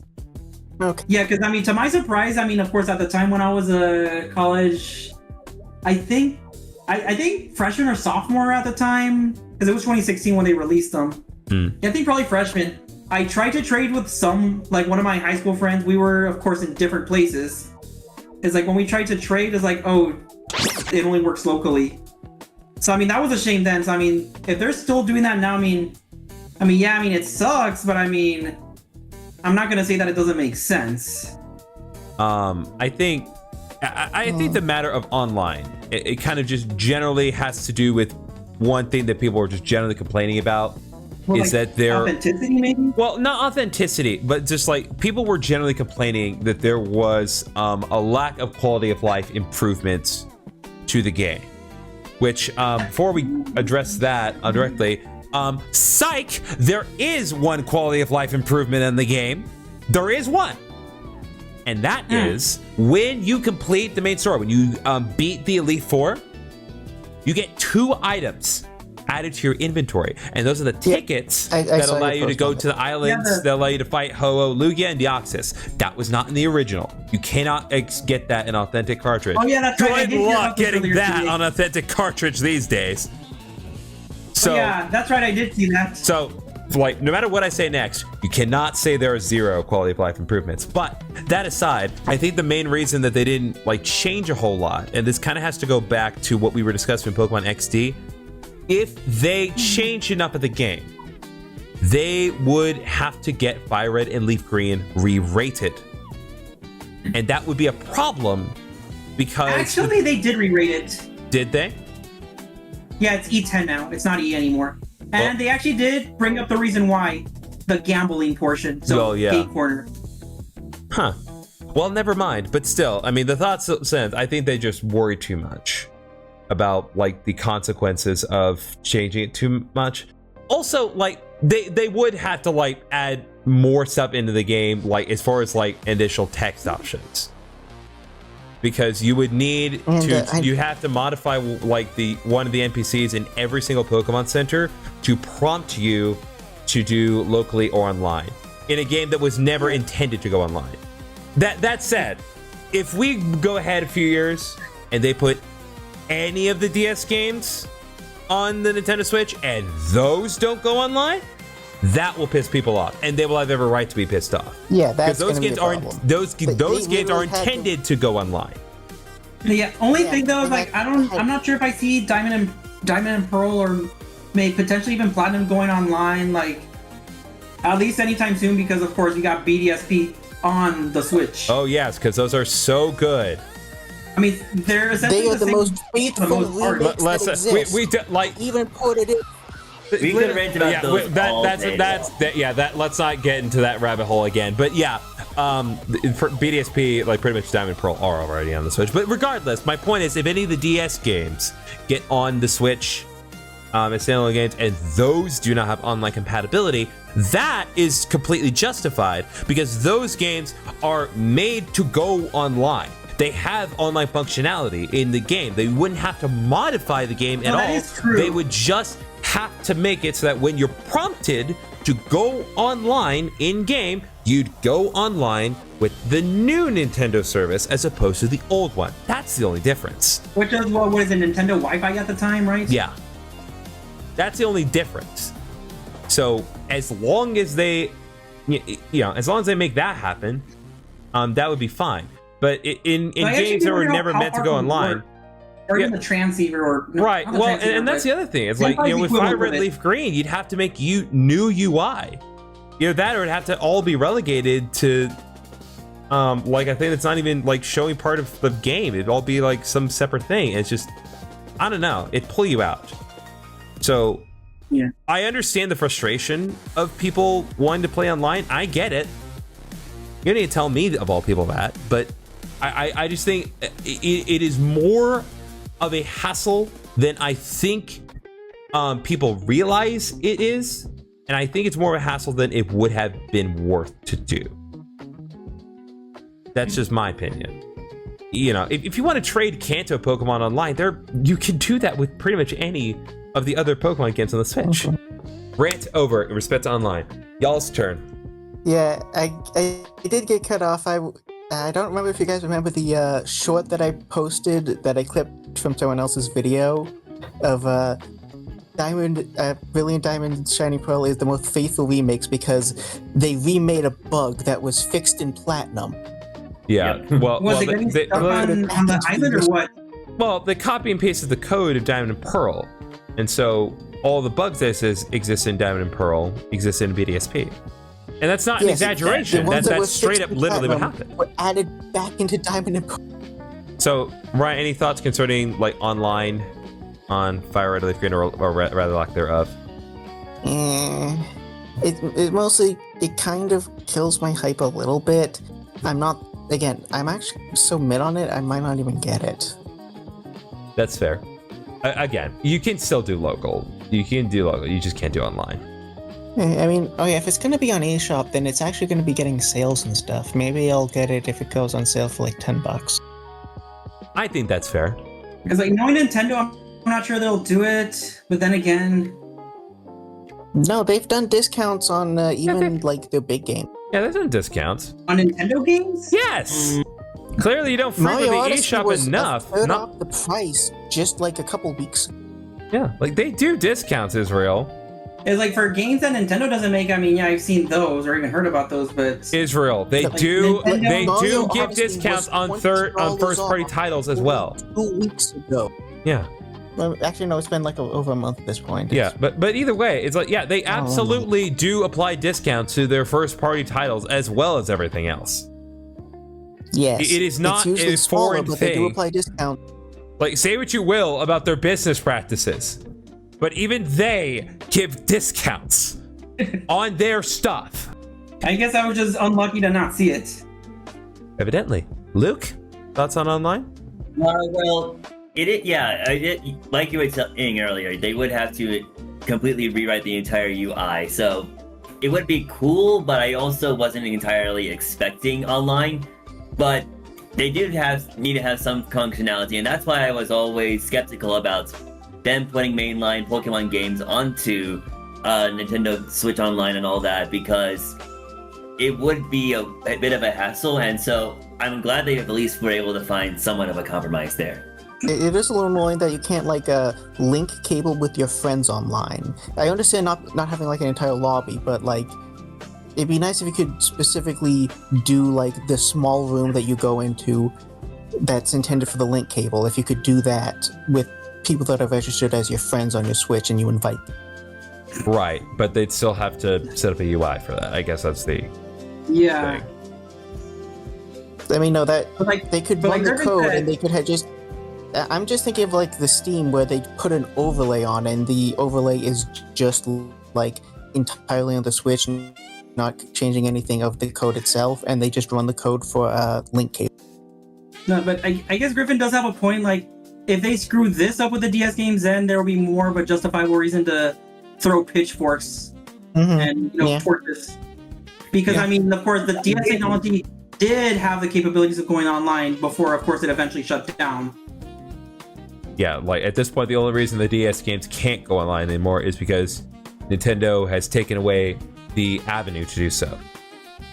That's the only reason they don't. So I mean, hey, if they release Fire Red and Leaf Green, like even if in this state, I'm like, I'll be waiting for Emerald, Ruby, Sapphire, and Emerald. Yeah, and I even do mean those because those games, their remakes released on the 3DS and not the Switch. Right, and that kind of brings us to the next thing. Just some Yes. kind of like thoughts and concerns in general. I really do hope that they release the rest of Gen 3 on. That's what I was on going to say Switch. too. They probably will at some point. But not just the Gen 3, Gen 1 and 2 as well. Just like get everything on there. Yeah, I would like those games on here too, but I mean, otherwise I'll stick with my 3DS since I was lucky enough to get them all, at least in the English version. Honestly, I'm just like one thing that I want to do now that it is an option, I actually do want to take some time to play through Fire Red live, and then once I get through like the main campaign, go in and do like a special bonus episode of my Fire Red LP where I'm just covering the footage of those events, because I couldn't do those. I had to relegate it just like, oh, you could do this thing 20 years ago. It's like, nope, we can do it now. We can do this completely legitimately. And the nice thing about that is that there is no time limit. The future is now. Well, there's no time limit on it. It's built into the game. So it's not like, oh, you have to connect a mystery event like during these specific dates to access the code that lets you get it. It's like, no. Once you have the game, it's built into it. You will get it at the end of the main campaign every single time. I do remember there is, I think, a mini game or two that Fire Red and Leaf Green, I think maybe Emerald also did. I don't know. I never got to personally participate in this because I had no way to do so, but I think there was supposedly like a Dodrio berry picking mini game that you have to go online for. Yeah. Well, again, connect or wireless adapter. I don't know. Well, again, connect to people. I think that was the e-card. It's either connect to people. It may have been an e-card. I know there were some things to the e-reader. I'm not sure if the Dodrio thing was that.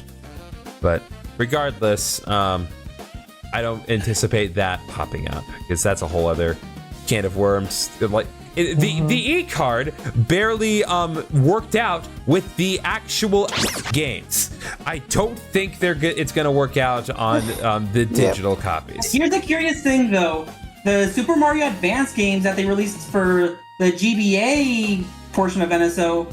I guess at least I don't remember which Advance game it's called, but it's basically Super Mario Bros. 3. To my understanding, those games do have e-reader exclusive levels. So with that in mind, that's different. That's just a matter of adding levels. Like in theory, what could stop Nintendo from, or I guess Pokemon Company from doing that to Fire Red and Leaf Green? I mean, because you would have to modify. They probably would have told us. Again, you'd have to modify the conditions on which it would trigger. Key items are easy to put in your bag, but e-reader events that requires a whole other set of circumstances to be written in to trigger it. So I get it, but but at this point they have a team. They could put in the effort and do stuff like that. Like modders are already capable of doing stuff like that. It's a bit odd that Nintendo literally can't.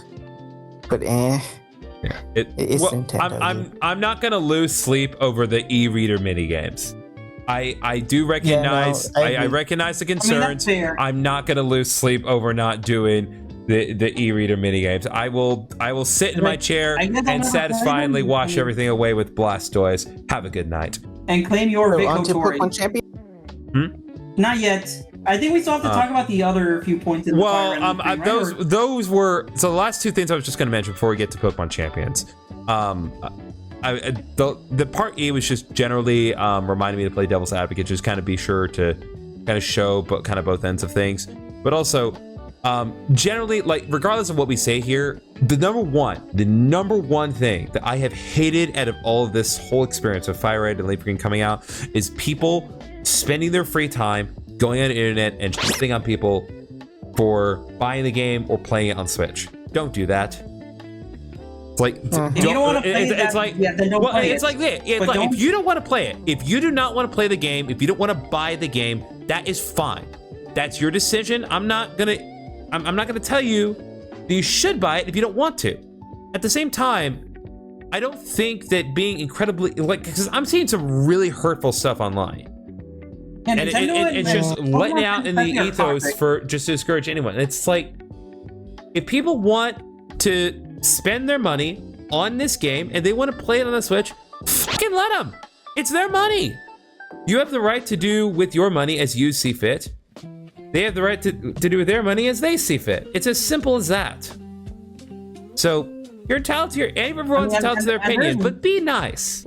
Yeah, at least in my opinion, there's far more important things or more significant things to boycott than this. Yeah, for sure. That's the final sentence. Like, regardless of how you feel about this game, if people want to play it, let them play it. Let's move on. So, thoughts on Pokemon Champions. So, we've gotten a release window properly for Pokemon Champions. It's going to be the way that competitive battling is going to be taking place as far as like traditional Pokemon battles moving forward. The game is going to be available on the respective Nintendo Switch consoles as well as your phone. And it is also my understanding that Pokemon Champions will be compatible with Pokemon Home. So what are your thoughts, gentlemen? Oh yeah, I completely I do forgot have a about question that. about the game. Like, how did it become so popular when it's not yet out yet? Because like I see this game like everywhere these days. I think it's because we haven't gotten a game that just squarely focuses on traditional Pokemon battles in 3D since Pokemon Battle Revolution came out. And so I think people are really excited about that. I think people just want to see that. Also, and I'm not clear as to how this is going to play out exactly. There's still some gray areas that we need just a little something de-smudged. It's going to be free ? There may be there may be some fees later on, but it's going to be free ? But yeah, that's the big thing. I mean, so honestly, people want they could make a Premium kind of way, or all right, one at a time. Ryan. They could make a fortune just off of cosmetics for your player character, or even like wall animations or stuff like that. Right. So we'll see what again free ? means later on. But I guess I was gonna say, so basically freemium. well, again, we'll see what exactly that means. I imagine because you can actually EV train your Pokemon in that game and change their movesets in game. So it may be there's like a currency you need to get, and like you can get the currency from battling, but you can also get it faster from spending the moneda. So Spanish. If nothing else, I am happy that we finally have Smogon on mobile. yeah, that's gonna be What? nice. Smogon is the like foremost. No, I know what Smogon is. I know what Smogon is, but like an official Smogon on mobile, or Ostensibly Smogon on mobile. That's what Champions is. Champions is Smogon on mobile. Yeah. Nintendo company directly reached out to Smogon and said, "We're fine with you having your online web-based battle simulator. Our biggest rule is you cannot port this to mobile." That was like the big thing that they said. And the reason why Smogon was able to last for so long is the fact that competitive battling is not something that is a main feature of the Pokemon games, and is not a feature that they use to sell. It's like a bonus feature for the most dedicated player. Right. So yeah, it's gonna be nice to have Smogon on mobile. One thing I want to do actually, and we'll see how this actualizes later on, is I want to like look ahead and like try to do stuff with like my daily adventure incense in Pokemon Go and Pokemon Champions, where I will just walk around for like 15 to 30 minutes catching just whatever I get from the daily adventure incense, transfer it to Pokemon Home from Pokemon Go, and transfer it from Home to Champions, and just seeing like what kind of a team can I make with what I got in those 30 minutes. I think it'd be interesting to see, because I've gotten some crazy stuff from the daily adventure incense, and I think it'd be funny to see what happens. I found a Hisuian Arcanine today. Nice. Not a Growlithe. Full-blown Arcanine. Just walking around. So yeah, I think it would be interesting to see how things kind of play out with Pokemon Champions. I think there's some fun stuff we can do. Also, it would make again, especially if it's free and it can be played on their phones, like that'd be an easy addition to game night, because anyone can get on their phone for free. There's rental teams that you can get, and they're actually good rental teams, not the crappy ones that you start with in Pokemon Battle Revolution. Anyone can pick this up and play it, and I think that we could have a lot of fun with it. My number one hope, and I know with 100% certainty this is not going to happen because this would be too nice, is if it could just like connect to my home, right, and just go through the entire stock of Pokemon that I have, and I just hit a button and it randomly picks 6 of them and makes a team for me. I think that'd be super fun, because some of the stuff I have in that I know are for me, I competitive have gods, and others are just way too many baby Pokemon. So that's definitely not something I could do on mine. Yeah. Because my box is filled with too much not fighting ready. I'm just curious to see what will happen. So I think Ryan and I have given our fair share. Luke, anything else? Dang, I'm blanking on the game that we actually do play for game night where it's like Pokemon battles. Showdown. It's online though, right? Pokemon Showdown. Showdown, right? That's right, Showdown. Yeah. This is effectively going to replace that in some ways. Oh, 100%. If we can all easily access it, then yeah, no chance we'll go back to Showdown. Showdown's such a pain to record anyway. Not that that's the primary reason, but Pokemon Champions would be a lot easier to record because I could just put it in and bam, we're good to go. I have to go to great lengths just to make Showdown work. What, like plugging your phone to the computer or what? No, I have to expand the capture window on my recording software so much because the majority of the like window for Pokemon Showdown is mostly just like the turn count stuff, and I just don't like showing that. Like if you look at my Pokemon Showdown videos, as few as there are, you'll see that like most of the window that's in Pokemon Showdown is not on screen. And I had to go to great lengths just to make that happen. Battle, right? Yeah, it's just the actual battle that's shown. It's just the battle and like our trainers and the teams on the side. But that makes up a tiny portion of the window. Yeah, it does. It's annoying. Yeah. So it'd be nice to just have like a proper full screen Pokemon battle on screen. And again, the fact that it's on phone means that nobody here has to have a Switch to play it. Yeah, honestly, this is what people have been asking for almost 15 years. Guys, when did Smoke become really big? 2010? Oh God, I don't even want to think about it. I don't know. I first heard about it when I was in college, so I mean, I wouldn't know. Well, because I know competitive became really big back in Unova. That makes sense. That was when weather was really a factor. So yeah, this is going to be. I'm very excited about Champions. So we're going to move on. Just briefly, I don't anticipate this will take very long. Pokemon Legends ZA announced, quote, new, unquote, content. They have confirmed that as of today, there is one additional Mega Pokemon that's going to be arriving in Pokemon Legends ZA with the DLC, and that is Mega Garchomp Z. Then the interesting thing about this particular instance is that data miners, and by extension many other people, were quite aware of Mega Garchomp Z's existence because it was in the game data's code when the DLC came out, but it was the only new Mega Evolution introduced in Pokemon Legends ZA that just wasn't available when the DLC was properly released. They just decided, we're going to release this today. So, thoughts? So wait, that's literally it for the DLC, just one Mega Evolution? Yeah. Yep, it is literally just Mega Garchomp Z. It's literally, you go into the Mega Dimension, you fight Mega Garchomp Z, and then you get the Z Crystal, and then you get the Mega Crystal. That's it.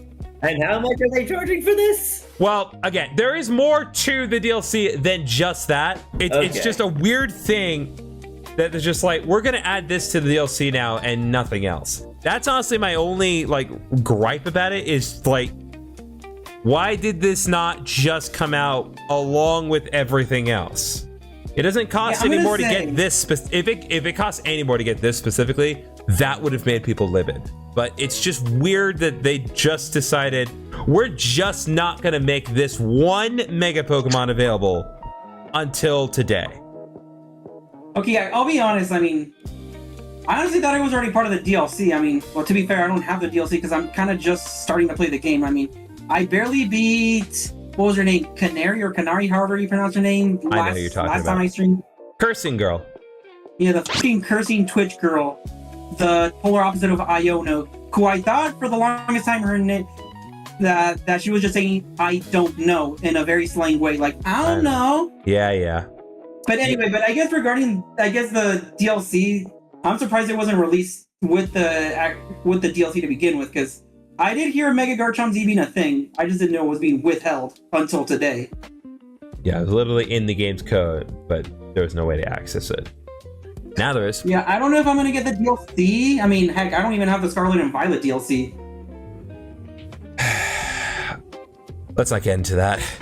I don't have time. I don't want to talk about Scarlet and Violet right in this second. I got so burnt out on Pokemon. we're gonna bring talk myself about it in to a bit, play, just so you know. Sword and Shield to the first gym, and I dropped Scarlet and Violet like after finishing the Rogue. What is it? The giant. What's the name of the totem Pokemon this time? I forgot. Titan Pokemon. Titan. Okay, yeah. I did Titans, and I just didn't feel like doing more after that. I just felt I was done. It was not as fun going around. That's fair.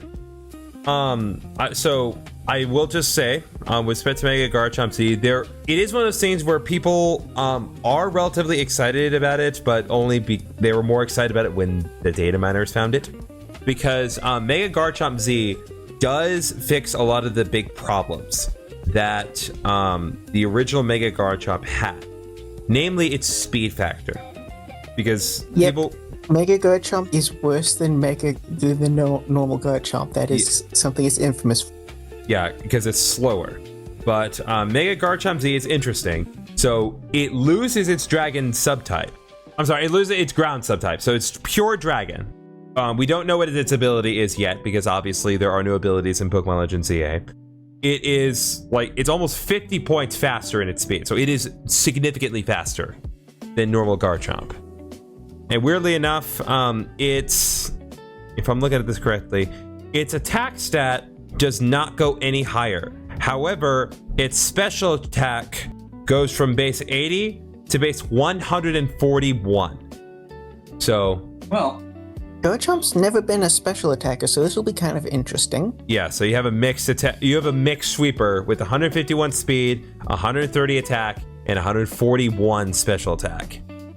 So definitely dealing with the issue of what the original Mega Garchomp had. Like that issue is gone. But at the same time, people will really factor this in too much. With Mega Garchomp Z, neither offensive stat is as high as Mega Garchomp's physical attack at 170. So I still think there isn't quite as much to factor in, but objectively there is stuff to factor in. But I mean, once you're at the point of over 120, the differences don't matter too much. But that's just my opinion. It's just you slightly expand your one-shot range. Right. You already have insane offensive stats. Yeah. Plus, with it being pure dragon, like some people are being like, oh, but that's what makes Garchomp special. But like, yeah, but dragon ground is quad weak to ice. Dragon is only singularly weak to ice. Like now it has no quad weaknesses. Well, we already know what its ability is. It gets a Yachi Berry for free. Yeah. I don't particularly care for the execution of Mega Garchomp Z, just in terms of how it's added to the DLC and when. But as a Pokemon, I can't complain. It's gonna be a absolute destructive monster, especially when Champions comes out and it gets its ability. It's not gonna matter what ability it has, but it probably will have something nice. Just to me, the design doesn't hold a candle to Mega Chimecho. Oh yeah, Mega Chimecho is Mega Chimecho is Mega Chimecho's so amazing. good. Yeah, like they did give him a good glow up for sure. Any other thoughts on Mega Garchomp Z before we move on? We have It two. is a bit odd that this is basically like yet another time that the dragon has just become like a fighter jet.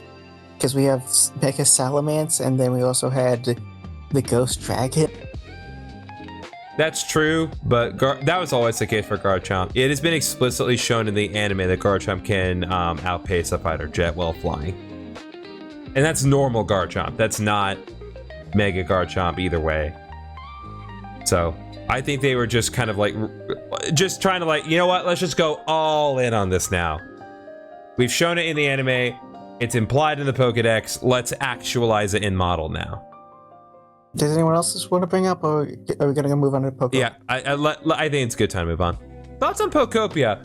So, well, general thoughts on Pokopia, but also two other things to keep in mind while you're giving your thoughts. Are you going to buy it? Keep in mind that Pokopia is not going to be properly physically released. So you will obviously be able to buy it digitally, and this game is the first instance of Nintendo releasing a first-party title because it is made by Game Freak, that is on a key card. The game data itself, for the most part, is not on that a little card.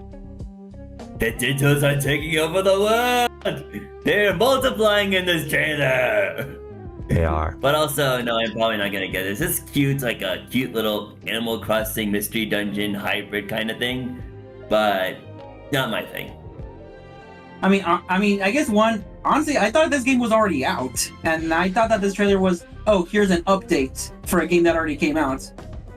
But I guess I was wrong. I guess the game has not come out yet. No, it will next week. Like, like it literally comes out in 6 days. So what we saw recently, so there was gameplay footage that came out, but that was like one of those like Nintendo Treehouse sort of things where the employees had access to it before anyone else. So there is that's right. There was a Treehouse the day before. Right. So there is gameplay footage of it, and there are people playing it, but only people who got a ton of preemptive permission to do so. But no, it has not come out yet. You're right. I mean, that and Mario Wonder of all things. Yeah. Like just those two. But anyway, I guess going back to Pokopia, it's like, no, I'm probably not gonna buy it, but I mean, it's an interesting concept. I mean, if it's your thing, I mean, more power to you, but I don't think I'm gonna buy it. I think I'll stick to Animal Crossing. That's fair. All right, but Ryan? I mean, funny that I mentioned that because... Sorry? Finish your thought, Israel, then we'll let Ryan go. I'm getting it just because, to me, everyone called it Minecraft, but that's not what I see. I see Dragon Quest Builders, and I love Dragon Quest Builders. But isn't Dragon Quest Builders based on Minecraft?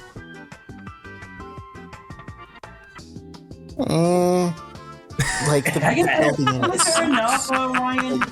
It's tedious. You can build houses, but the building in it sucks. That's not why I play it. That's fair. I loved the pause.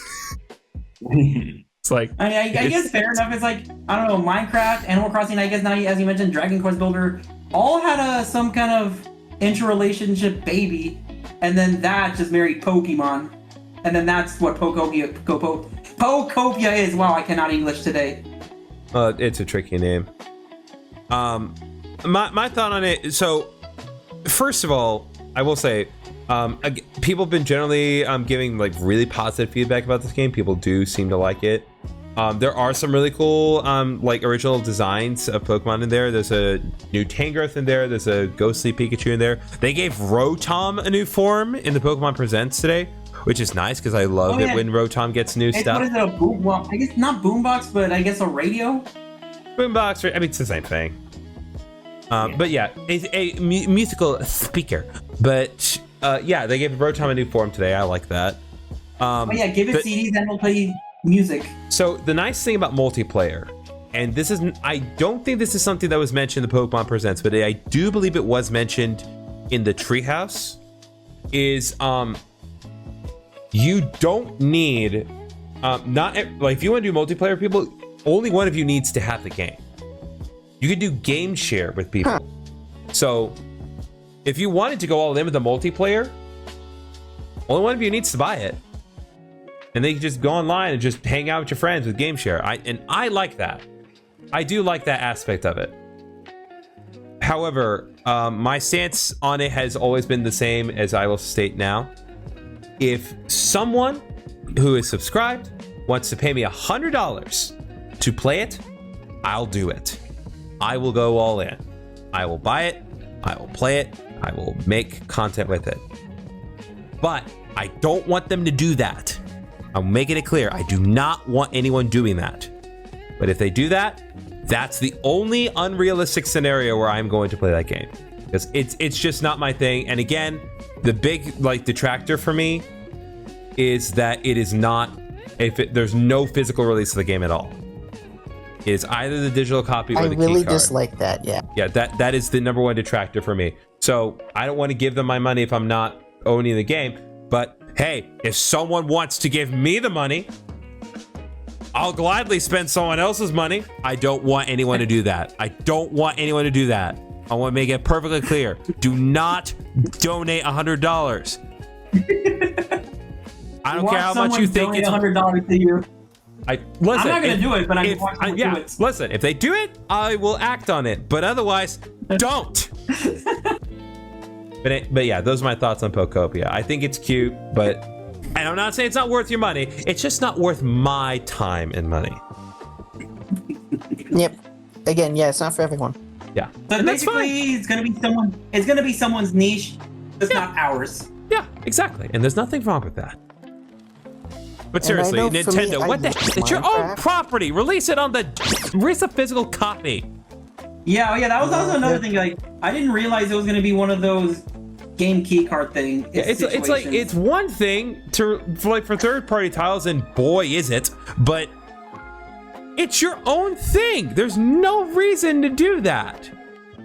Well, I mean, I know what's the reason you're intending is, but I ain't giving you my Like, you're not money gonna- if I like, can't you're not own gonna the lose game. It's like you're not gonna lose nearly as much money as a third-party developer. Yeah. I guess you'll just have to sell for my $40 for Pokemon Fire Red and Leaf Green. I already gave them my $40 plus tax. Dang. Okay. I think we're just about done with Pokopia. Is that right? Yeah, pretty much. Okay. I mean, I don't think we're multiplayer anymore. Okay. So obviously the biggest thing that came out today was the confirmation of what we knew the name for months because of trademarking and whatnot. But Pokemon Winds and Waves version has finally been confirmed. So let's kind of break this down because I have kind of thoughts about it. So one of the first things we see after actually a pretty well presented kind of a montage of all the different regions' main environments, we see a couple of new Pikachu forms presented, and I'm not sure if it's going to be like an in-game thing, but they are new-ish forms for Pikachu, and I mean, it wasn't just new costumes because Yeah, that's what I'm seemed thinking. like a there's a new coloration. If There's anything- two. I was seeing online, maybe it was just a joke, but people were saying like, "Oh, they're the professors of this region," which would be very bizarre. Although not completely out of the ordinary. I've never seen that. I've When- not seen that. My reaction when I saw them, and like you can pull up the video, both you all and Ender Griffin later. My reaction when I first saw them was like, "Oh God, it's the in-laws! Oh God, it's the in-laws!" That's what I thought. But yeah, it is interesting because it's not just once again Pikachu in a hat and outfit. It like there is some different coloration with them. No, yeah, I was So- gonna say because haven't they done? I guess the Pikachu costumes specifically in Auras, and then the hats and what is it, Sun and Moon? I think maybe Ultra Sun and Ultra Moon. yeah, as the well. Sun and Moon had and even a Sword lot Shield of for that matter. Well, so they were originally introduced in Sun Moon, and then Ultra and Ultra Moon, they're also available. Those, and I actually talked about them on the episode that I released today of my Heart Gold Let's Play. Those hatted Pikachu I thought you are, talked about the Pichu. yeah, and clearly you didn't listen to the bio. So I had mentioned that the hatted Pikachus are still available today. Like you can transfer them if you had the means to transfer them from Gen 7 to Gen 9. You could still use those in Gen 9. They're still available to use. Wasn't the event limited and you have to already have redeemed the event?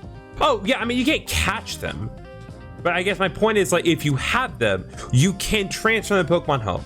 You can store them in Pokemon Hub. You can bring them to other games now. They're available to use in modern games. And so it's yeah, interesting. I do have And so my point today that I brought up was like, it's interesting that they did that with Pikachu, but when it came to spike-eared Pikachu, they're like, F it. It stays where you get it. You can't trade it. You can't transfer it. It's stuck there. Yeah, and then even like the thing with the costume Pikachu's and Auras, like you couldn't transfer those. Yeah. I don't remember if you could trade them, but you definitely cannot transfer them to No, you cannot. Pokemon Bank. You can't do anything with them. And like that was fine at the time. I'm sorry, I kind of ranted for a bit. So anyone else have thoughts on the new Pikachu form? Or Pikachu No, costume? that was it for me. I mean, Yeah. again, I just saw them like my thought was just another hat. Just Yep, like the Pikachu pretty hats. much. That's all I Pretty much. I guess I thought even less of them. Like, I didn't think of them as forms per se, as like, they're just playing dress up for the sake of the commercial, rather than, they're gonna be an event Pikachu. I think we may be encountering another instance of like, oh, this is like a different, like, this really is like a different region of the world. I think this is gonna be an instance of like Alola where we're gonna be seeing like regional variants again. I know nothing was really shown in that regard, but I think we're definitely gonna see some regional even forms. Paldea barely did that. Well, I mean, they did something else. I mean, yeah, they did something else in the form of like. There's a term for it, and it's just like their adamant refusal to not just call them regional forms is stupid. That's a whole other issue. No, because the only ones that truly were regional forms were Wooper and Tauros. That's it. Yeah. The others, like Toad School and Wiglet lines, those are technically new Pokemon, but they were based off Kanto Pokemon. Right. And then, of course, I mean, then there are the past and future Pokemon. Paradox Pokemon. Oh, Paradox, yeah. Yeah, that's the other thing they brought up, Paradox Pokemon. All right, we're gonna move on. Paradox Pokemon, I'm not sure they'll bring to the newer generations, but I mean, hopefully they still continue the regional forms, but also probably continue playing with the. I think Divergent Pokemons, I think, was the name of it. I doubt that Paradox Pokemon will. I doubt they're gonna bring new ones in, but they'll probably be available through Pokemon. I mean, in the same way that there's not more Ultra Beasts after Sun and Moon. Right. Well, Exactly. I mean, I guess fair enough. So let's move on to the next matter here. And I'm actually gonna adjust the modifier of the prompt here. So, well, listen, it matters because there's no way people are not going to talk about it. How do we feel about the quantity and quality of the water? Because that was obviously a big thing that came up. The graphics were good. No, actually, IGN and Nintendo actually made a meme comment / reply or posting. I love that so much. I love that neither of them wasted time. It's just like they that's a lot of knew. water. I think IGN said that's a lot of water or something like that, and then Nintendo responded. Yes, they did. That's awesome. I'm so glad that we could both, that everyone could just have a good sense of humor about it. It's like, yep, we're doing a lot of water again. Oh yeah, it's like kind of on a tangent. So when I was in college, I actually did make a piece called 7.8 out of 10 too much tuba. So in reference to that, but for tubas. Imagine if we just kind of we surf through the game and just kind of go to the world edge enough, and you just see like, is that Slateport? And just all of a sudden we're in the Hoenn region. That'd be awesome. Actually, somewhat related to this whole water thing.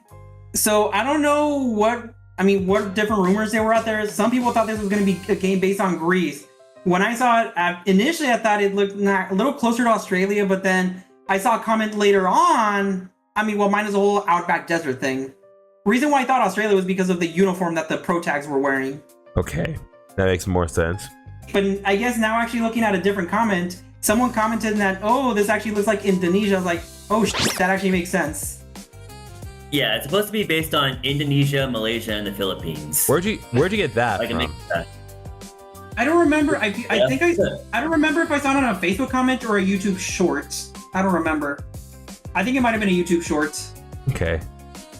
We'll see. Luke, Ryan?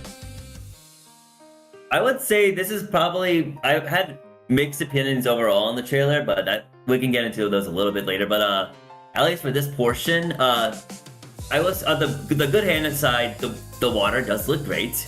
And honestly, the graphics as a whole look great. I think there was one little weird thing when like the trainer throws the Pokeball at the Pikachu and the Pokeball seems to hover in mid-air for some reason, and they focused on that, which was really weird. That's been a thing for a while. That's not new to this game. Okay. But yeah, that's happened. That's what Pokeballs do. They have that like, snap the ground. first animal. Yeah, that's something new. But one of the things I've seen most people being very positive about is that these games are going to be Switch 2 exclusive. So they're being developed onto the Switch 2 itself, which indicates that it's going to be a higher quality game that will not have to compromise with the Switch One's limitations. That's a Yeah. really good thing. The first game was not compromising. Breath of the Wild could be on Switch. It made a lot of compromises and it worked out well. Pokemon didn't even bother asking. There was no compromises whatsoever. The compromise was Yeah. time. Yep. Pokemon Scarlet and Violet was compromised. That is just how it is. Which a good thing. Yes, But I think the thing on the negative side of things, I just feel that this is a very uninteresting art direction to go. Like, it's like when I was looking at the trailer, it was basically like, oh, this is Sun and Moon, but with the Scarlet and Violet aesthetic for me, and like, That's fair. I was hoping for like whenever they did a new the Gen 10 region that they would probably go big and maybe go to not even a country that they haven't been to before, but a country that like I was thinking actually like urban. That's not Europe or Americas? It's Unova, like basically like diverse biomes and stuff like that. Well, we don't know how diverse it's going to be. We've seen one but trailer. it looks like it's going to be predominantly. Especially if it is based on Indonesia, Malaysia, and the Philippines, like a predominantly coastal region, like Alola was, and like, not mostly Alola, not Paldea, but. I mean, of So course, even the if problem is that there's too much water. But no. Am I wrong? Yes. You're not even wrong. if they geographically or physically base a location off of a real life country, I mean, they're still gonna, be creative with the landmarks. Like, they're gonna put in snow, volcanoes, water, deserts, whatever the hell they want, wherever the hell they want. Really? They're going to put in water? As you said, Unova, I mean, they did that. Sinnoh, I mean, yeah, they did that too. Hoenn, kinda. Johto, Kanto, not really. But no, yeah. Unova did it, and it was supposed to be based off of only New York City. And then Kalos, based off of France, I'm like, there are certain landmarks in Kalos that I'm pretty sure you wouldn't see on France. Alola, same thing. Galar, debatable. I mean, Griffin, I think could probably answer that question, more accurately. And then Paldea, Spain and Portugal. I mean, yeah, obviously there's no great crater in Spain like there is in the Paldea. So then we'll see what they do with the potential Indonesia region or whatever they confirm to us, say that they use. We'll see. Anything else before we talk about the starters? As far as... No, can I talk about the starter, or can I be the one that starts the starter one? Sure. What are your thoughts on the starters, Israel? Give us your thoughts. Okay, yeah, so you've probably already seen these memes kind of pop out. But yeah, the grass one reminds me of Rowlet, and of course Gekko reminds me of Sobble. But then I am surprised no one has said that Pom Pom kind of reminds me of Fennekin, so they basically use starter concepts that they've already used before. Yeah, well, Fennekin's a fox. And this one is Pom Pom is a dog. Yeah, Pom's clearly a dog. Yeah, I know they technically use Rowlet, but I mean, a fox is still close enough. Yeah. Oh, so now we're just associating all foxes with dogs. Okay. Okay, but you know what I mean, though, right? I do know what you mean, but that is, objectively speaking, that is objectively racist. Or at the very least, speciesist. Wow! Like, it is. Like, I see your point. Counterpoint, objectively racist. Well, species. Wow, now, okay, so apparently, Speciesist. I mean, obviously, being racist towards humans is bad, but being racist towards Pokemon is also equally bad. Yes! Yes. Especially Anyways, yes. I'm sure you guys, it's been less than 24 hours and like Pom Pom has already taken over the internet. Yeah, he's a dog on the internet. What do you think was going to happen? Yes. But yeah. I can't believe that I've always Pokemon... alternated between my like Gens 1, 4, and 7. I go fire 2, 5, and 8 will be water and etc. But like, yeah, I'm gonna go with Pom Pom as my starter when I get if I get these games. Ryan? Well, we'll see. I mean, whether or not I get the games. I mean, I need to get a Switch 2 first of all. I can't believe that they did a crossover with Angry Birds and they brought in Pom Bomb from Cassette Beasts. Wow. Oh yeah, the names. They're memes. Yeah. I will say there are definitely I'm looking at the photo. The face is the same. It's Angry Bird and Pom Bomb. I mean, it's like, why not? Or I think I've even seen one like, oh yeah, the final evolution is going to be above Doge. I mean, we'll see. I mean, heck, if they can do fucking Tony the Tiger as Incineroar and the Tricked Rabbit for Cinderace, like, why not all this for this generation? I'm just curious to see where like Gekwa will go. I'm really hoping that it like remains full quadruped. Because if it goes bipedal again, then like that's just gonna 100% be like keep it indefinitely compared at that point, it's to just gonna be a Sobble. copy of Inteleon. Yeah, exactly. I don't want it to be Inteleon again. So if it 'cause remains a part of me was gonna quadruped, think- then I'll keep that distinction. No, like, I just thought of this now, but like, and you're probably gonna hate me for this, Griffin, and well, maybe all y'all will, but like, I don't know why part of me was imagining like the middle evolution being basically the Geico Gecko. Because it's a lizard. Or fucking, yeah, that, or even, what is it, the Gex from the Gex games. Oh no, please. But Not Gex. yeah, even Give me the guy who does every day. even Dorkly doesn't want anything to do with Gex. You know the one. Only Rex from Scott the Waz But does. they will do perfect Bidoof. Oh yeah, sure. I think there are definitely some concerns about the originality of the starters. Again, Pombon is perfectly fine, though it's not going to help the argument of the just the absurd amount of dogs that we have in Pokemon. But I mean, yeah, Brout and Gekwa are going to have to work hard to set themselves apart from Rowlet and Sobble, respectively. Okay, so I think they can do it depending on how they're designed, but they are going to have to work a little harder. Like, two authentic counterpoints. One, I would say it's mostly fire dogs. Like those are like Growlithe. Houndour, and it's specifically like Growlithe too. Like it's just like fire types are dogs are for some reason associated with the fire type, and I think that's more of an issue. But especially now that we're getting a starter version of that. But a quick counterpoint, and I'll probably get to this when we get into general comments. But the Gen 10 should be a celebration of the entire franchise, which is why this particular generation, I'm happy that they are showing off a bunch of legacy Pokemon, because really we should be able to see, like, one of the things I would hope in celebrating 30 years of Pokemon and 10 generations of Pokemon is to be able to have tributes to all those past generations, which can include, maybe derivative starters, but hey, it reminds us of those derivative starters, and that's a good thing in some ways. I suppose. I mean, I guess that kind of reminds me, I mean, Gen 7, when it was the 20th anniversary, I mean, Alola Sun and Moon, I wonder if they also try to do the same thing. I mean, I don't know with the starters, but definitely with a part of the gameplay, because y'all remember how, well, at least up to today, as far as we know, those are the only games that do not have a gym system, but instead they have trials. I mean, yes, So but I wonder, now how I is think that about the it, same thing?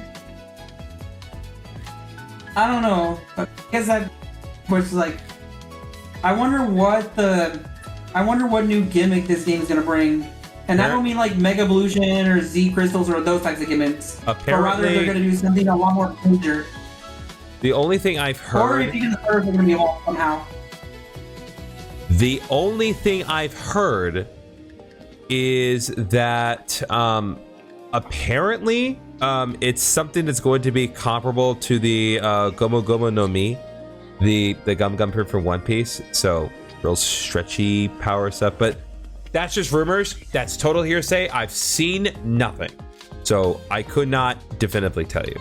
I wouldn't complain if they just straight up didn't have gimmicks. So let's just chill. But let's just have an adventure. Yeah. None of this that would be nice, world-ending but energy nonsense. They did it for 5 generations and it worked. I mean, that No, would be that's that would be a change of pace, but knowing Pokemon, I think they're gonna be stubborn in some ways, shapes, or forms. I mean, we barely got them to not have a 3-year release window this time around. Which I mean, that can go for the next point, but I mean, still. Right. All right, any more thoughts on the start before we move on to the final point specifically concerning Pokemon Wind and Waves? Or Winds and Waves? Starters, no, not really. Okay. So at the very end of the Pokemon Presents, it was shown that Pokemon Wind and Waves are going to be released sometime in 2027. My guess is probably the fall of 2027. I don't know about you guys. I sighed in relief. I was relieved that we are not getting it this year. Because if they if they released it this year, that would have just proven that they learned nothing from Scarlet and Violet.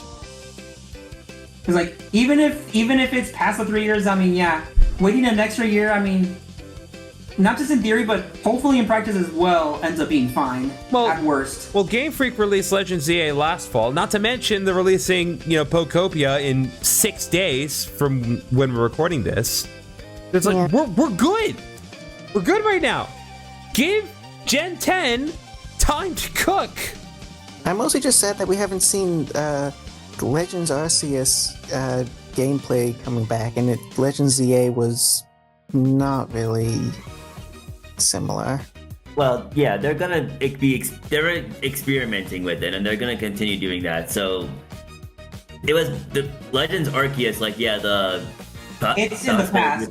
It was something, but it was mostly a test for the open world gameplay that the other games are trying to perfect now. Right. This one included. Yeah, so, I think probably the main disappointment that people have had. I think a lot of disappointment. I mean, I'm not gonna say that I personally agree, but I think a disappointment that a lot of people had with ZA is that it doesn't take place in the past like Arceus did.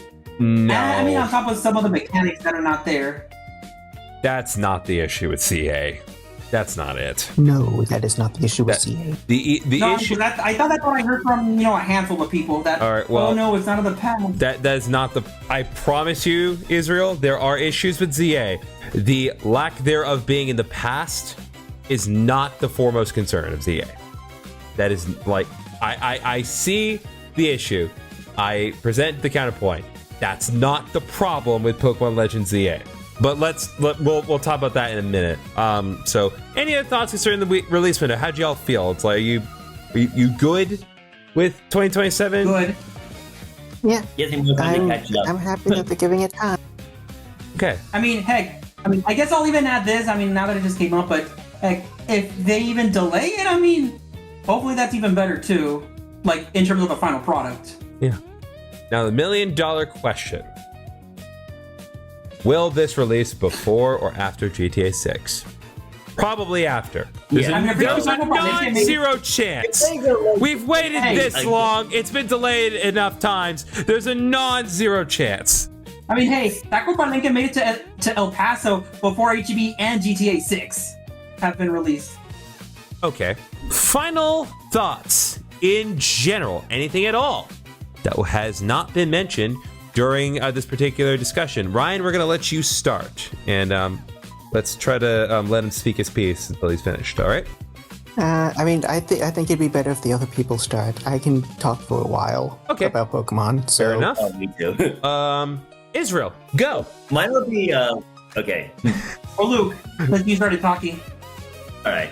Mine will be Winds and Waves specific, so I think I can just go ahead and start. But, yeah, as I was alluding to earlier, I want these games to be really a celebration of the entire franchise, like really lean into everything. And I was also talking this a bit with Pokemon Masters, but I just want them to be really able to not only have this one singular adventure, but be able to really have the whole scope of the entire franchise in there and really just reward us for that time.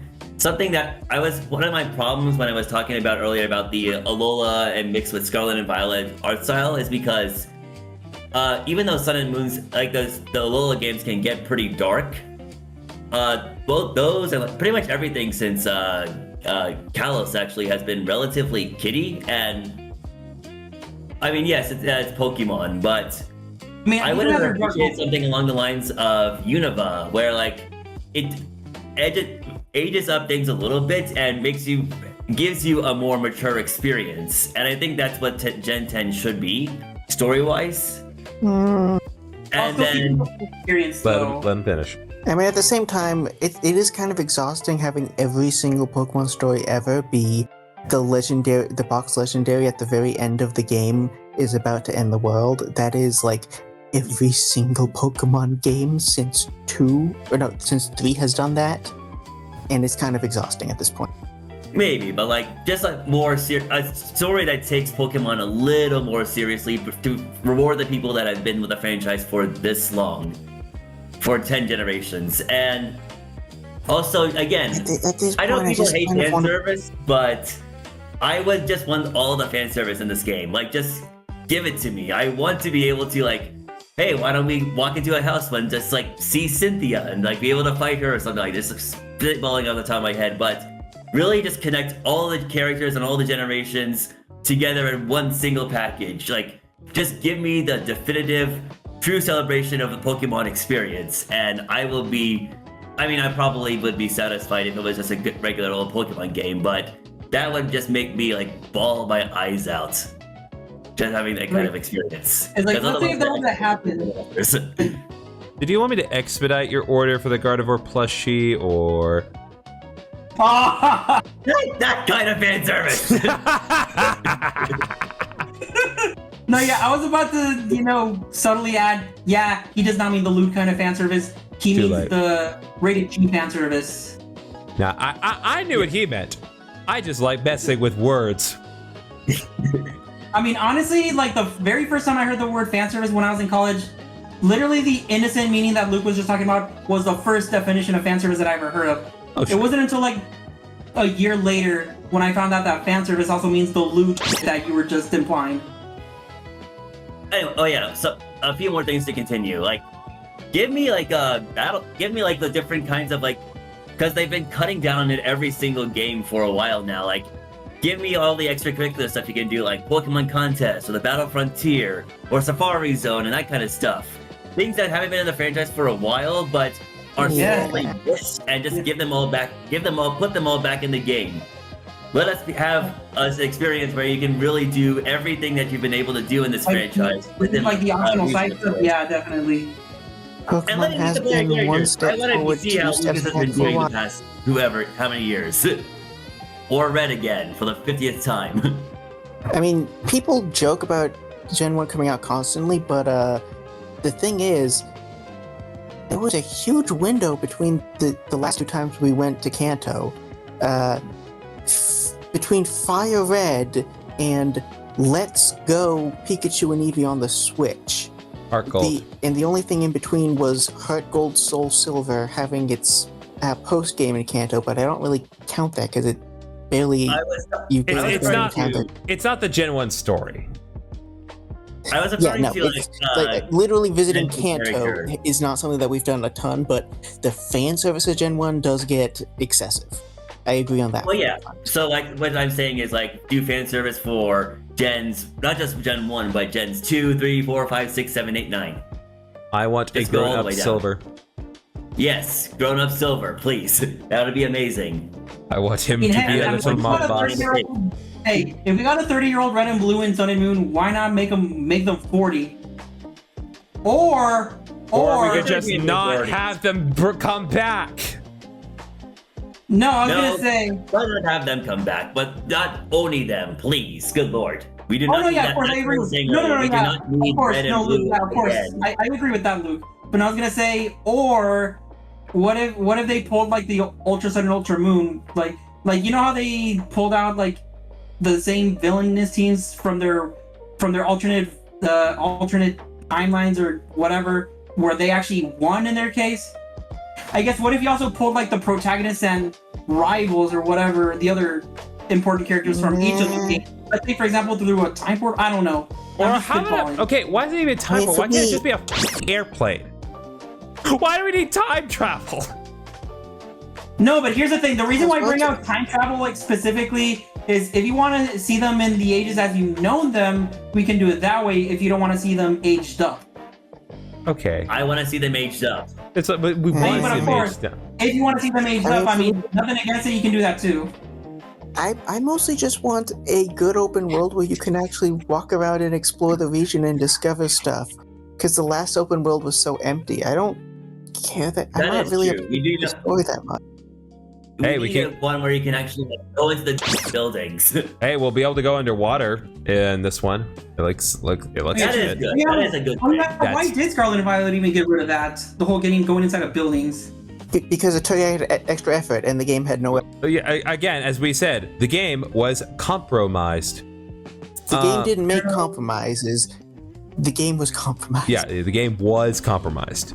So I think that covers that. So Israel, any final thoughts? Okay. For Pokemon Winds and Waves, I mean, I don't think I have to say anything. I mean, Luke Armin already said everything that had to be said, unless Ryan wants to add later on. Well, at this point, let's it's just see. in general. It's not specifically pertaining to Pokemon. No, yeah, I know it's general. That's why I'm trying to see what other things we talked about or didn't talk about that we can talk about now. How long support for just any of the Pokemon DLCs, like including this one, are gonna last, like even beyond Switch era or Switch 2 era? I guess Switch 2 era in the case of Legends EA, because it does have a Switch 2 version as well, while the other Pokemon games just only have a Switch version, technically speaking.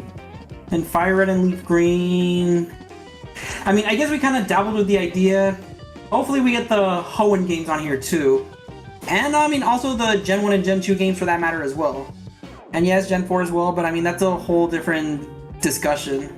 Yeah, first they need to give an extra screen to the Switch. They should have really done that and touchscreen capabilities with the Switch 2, but They did it on the A part of me, Wii U.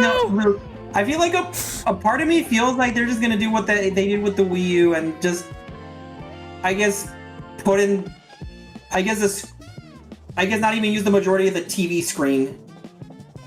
I guess use like just a small portion of the middle and have the rest of the screen just either be blacked out or have some kind of art, like I don't know, game art or something. I don't know. Or do what I do in my Let's Play, which is let us like customize the arrangement of the screen, how much of it the screen is to take up. I guess that probably would be. Actually, yeah, that does remind me. I mean, I guess they could do that. Kind of do that.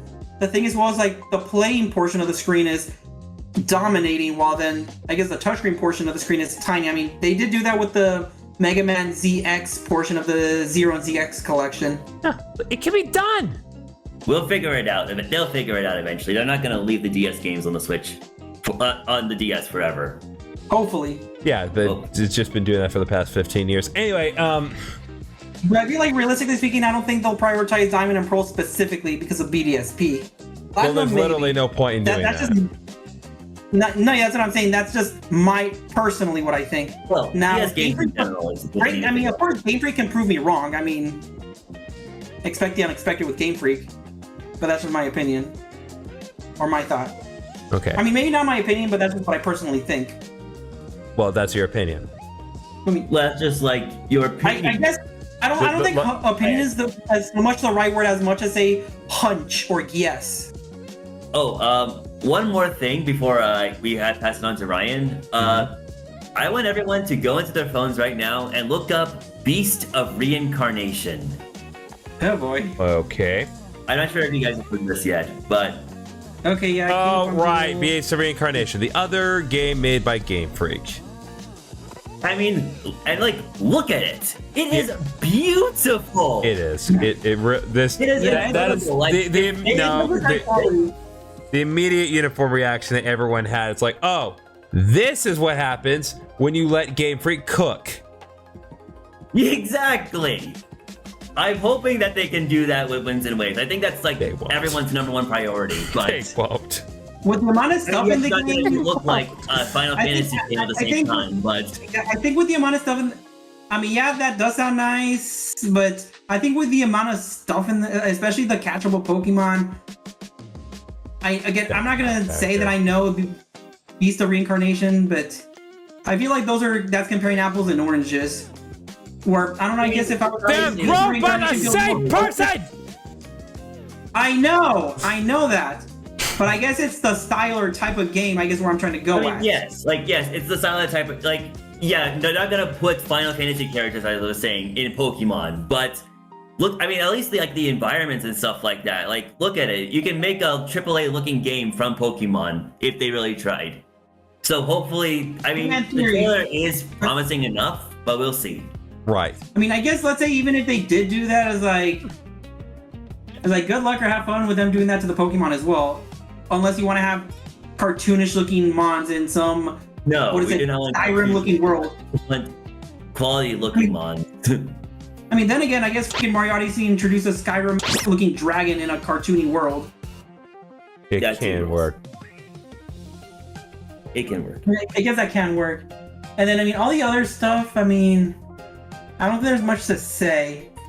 Other than, you know, Game Freak, you're giving yourself, well, at least to our impression, giving yourself an extra year to cook is like, I mean, yeah, of course, thank you for not releasing it 3 years after Scarlet and Violet, but also get your shit together, do things right. Make me excited about playing Pokemon and not feel like I'm obligated to. Wasn't that why you bought Legends EA? Huh? Whatever. Ryan? Yeah, I have been burned out on Pokemon for quite a while now, and at the same time, I thought I just like grew out of Pokemon and just wasn't into it. But I can go back and replay like Gens 3 and like 1, 2, and 3 and stuff, and like Heart Gold, Soul Silver, and still find the same enjoyment. And I get nothing from the recent ones. That's fair. And it's just hopefully sucks. that can change, though. Hopefully that can change. Hopefully. You gotta keep hoping. My soul was crushed yesterday for completely unrelated reasons, but we gotta keep hoping. Okay. Yeah. We'll unpack that can of worms later. Anything else, Ryan? And it's more like I've seen it done better in fan games. Like, I've seen what happens when people who are not burnt out on Pokemon can put effort in. Like, so I know, looking at recent Pokemon games, they're just bad. Like, part of the magic was just being able to explore the world and having a secret around almost every corner. And that's just not a thing in the recent games. It's just so bland and boring. And, like, the fact that every single Pokemon you discover as a wild encounter is awful. Like, I've seen so much better systems. Yeah, I think the reason why they did that is because I think a lot of people were complaining about random encounters, so I think they were like, let's eliminate the surprise. No. I mean, the fact that random encounters and wandering are literally the only way to find Pokemon ever is a problem. Because I've played fan games, and in fan games, there's constant, like, side quests and stuff, and the reward is almost always a new Pokemon. That's true. a reward. And even like older go games out are of better your way. about giving you gift Pokemon.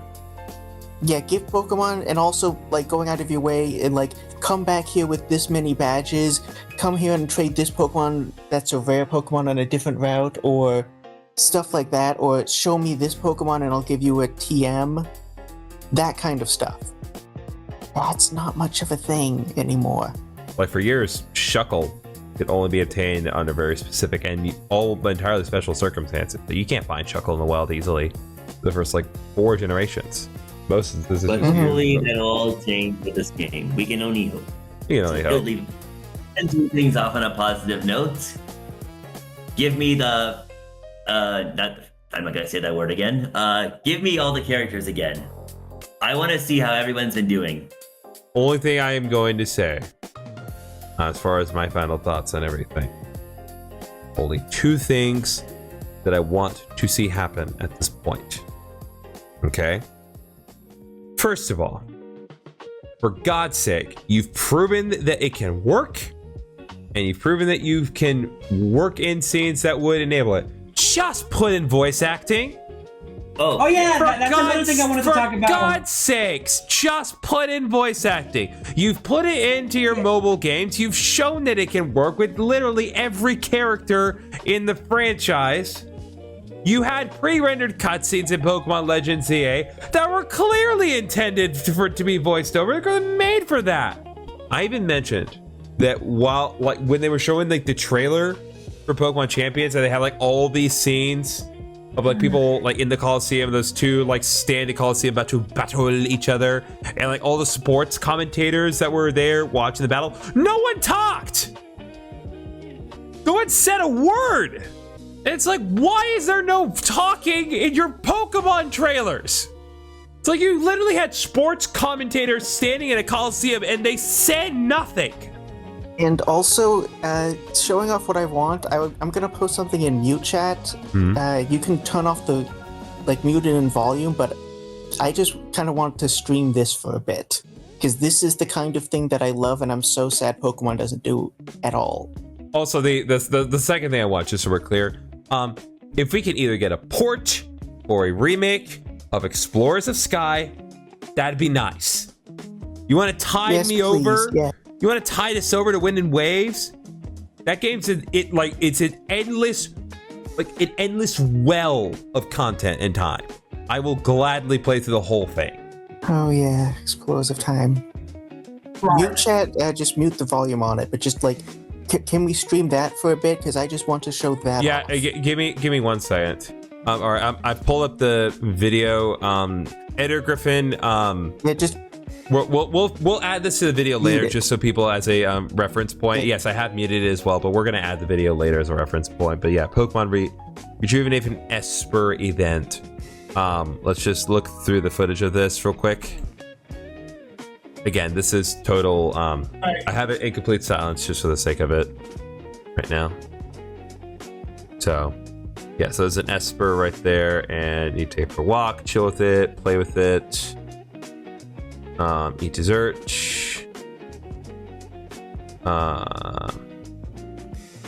So I guess the point of this is to kind of show that you can spend time with Esper, and I assume after spending enough time with it, Esper just wants to travel with you. Is that right? Yes, literally like an episode of the anime.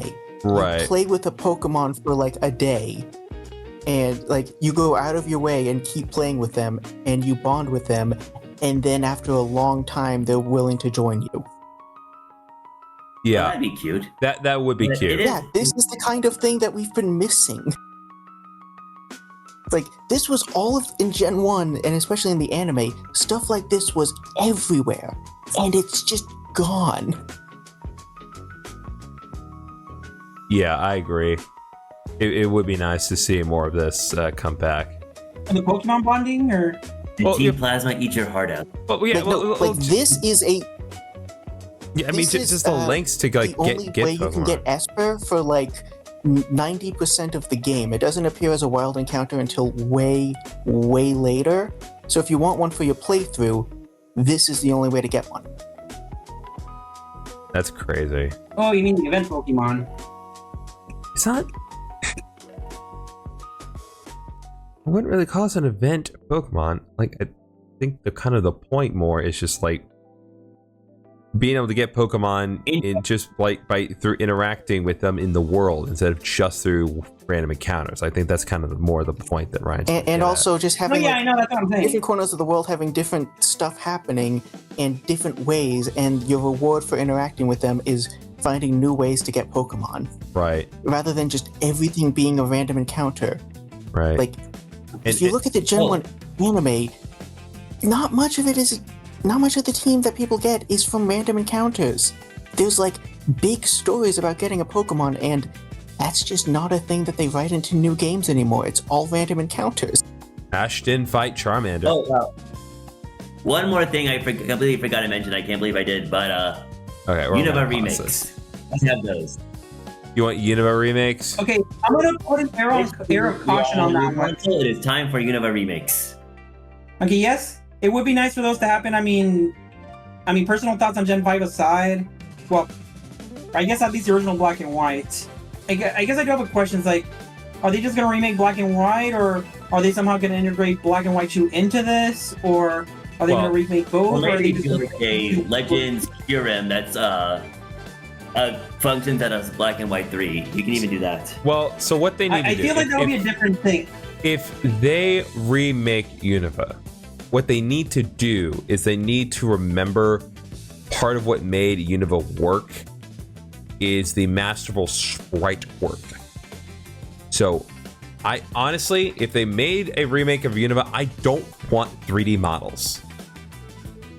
I want them to do the HD 2D stuff that Square Enix is doing, and just What is it, Octopath Traveler?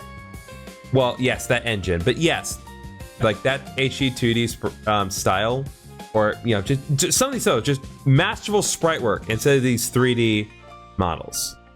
If they were to go with that, if they did that for the Unova games, I think people would be generally a lot happier, because that's part of what people love about those games, is that those are the last Pokemon games to use sprites, and they were so good. It's masterful sprite work in those really games. So good.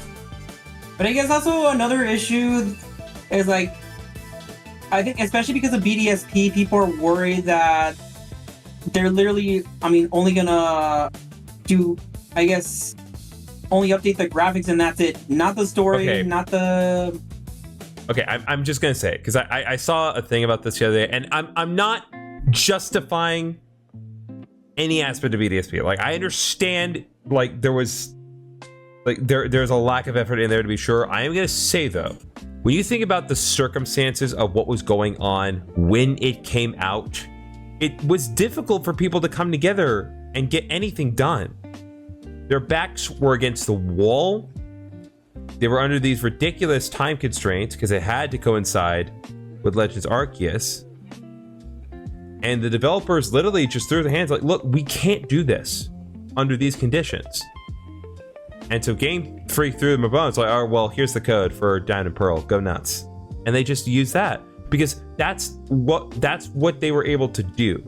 So I'm not saying that the finished product is like justified for that, but I think if the circumstances it is kind of weird that BDSP was not made by the main team, and they literally got like the people who make ports to do an entire remake. Right. And I really, and also like the general attitude of remaking games was just not with the Pokemon Company at the time. I think Pokemon now kind of recognizes that like people do want and appreciate remakes. Like the Gen 1 and 2 remakes, those needed to happen. They needed to happen because in Generation 3, there was no reasonable access to Gen 1 Pokemon at all. Or 2 for that matter. Well, I mean, Gen 2, like, they did add more Gen 2 Pokemon in Emerald, and there are plenty of Gen 2 Pokemon on Coliseum and XD, but, like... Coliseum only had Gen 2 Pokemon. Like, through the entire game, the only Pokemon you can catch are Gen 2, and your entire team is made out of Gen 2 Pokemon. That is not true. Tauros and Metagross are catchable. You get Metagross at the end. Not Tauros. 2 to 3 Pokemon Tropius. that are not Gen 2. I'm just saying, not all of them. But anyway, I do see your point though. So yeah, there's like 3 at endgame. That's it. Okay, so but the point is, the lion's share of Gen 1 Pokemon were not available for Ruby, Sapphire, and Emerald. Okay, so the Gen 1 remakes had to happen out of a necessity because otherwise there was no reasonable access to the Gen 1 Pokemon in Gen 3. And so it was impossible to complete the national dex in that situation. And same thing with Heart Gold and Soul Silver. Those games needed to happen because even when Diamond Pearl Platinum came out, there was still this issue of there was not that it was impossible to get all of the Gen 2 Pokemon in Gen 3. It was possible. But the lengths that you had to go to get all of them were beyond absurd. So the Gen 2 remakes needed to happen because that's how you would be able to get access to it. Omega Ruby and Alpha Sapphire, those were not as necessary. Not that people don't appreciate them for what they are, but objectively speaking, those were not as necessary as the Gen 1, Gen 2 remakes. And again, with Gen 4, the timing and circumstances surrounding that remake were just bad. The attitude of the Pokemon Company was bad, but moreover, the state of the world was worse. And so obviously that's changed. But hopefully the state of the company has also changed, especially with, again, BCB information showing that it most likely has. Yeah, but I think it is fair to say that yes, BDSP has problems. It is a very lazy remake, but I think it's more fair to say it is a product of the worst time in our lives. So I'm not saying give it a pass, but give it a break. It just wasn't made at a good time. I guess I will say, I mean, I'm not gonna hate on BDSP per se. I mean, because as games on their own, I mean, I wouldn't think they're bad, but for what they're supposed to represent, yeah, that's where it does become a problem objectively. Okay. I think we're just about done at this point. Everyone's kind of giving their final piece here. So thank you very much, gentlemen, for coming out.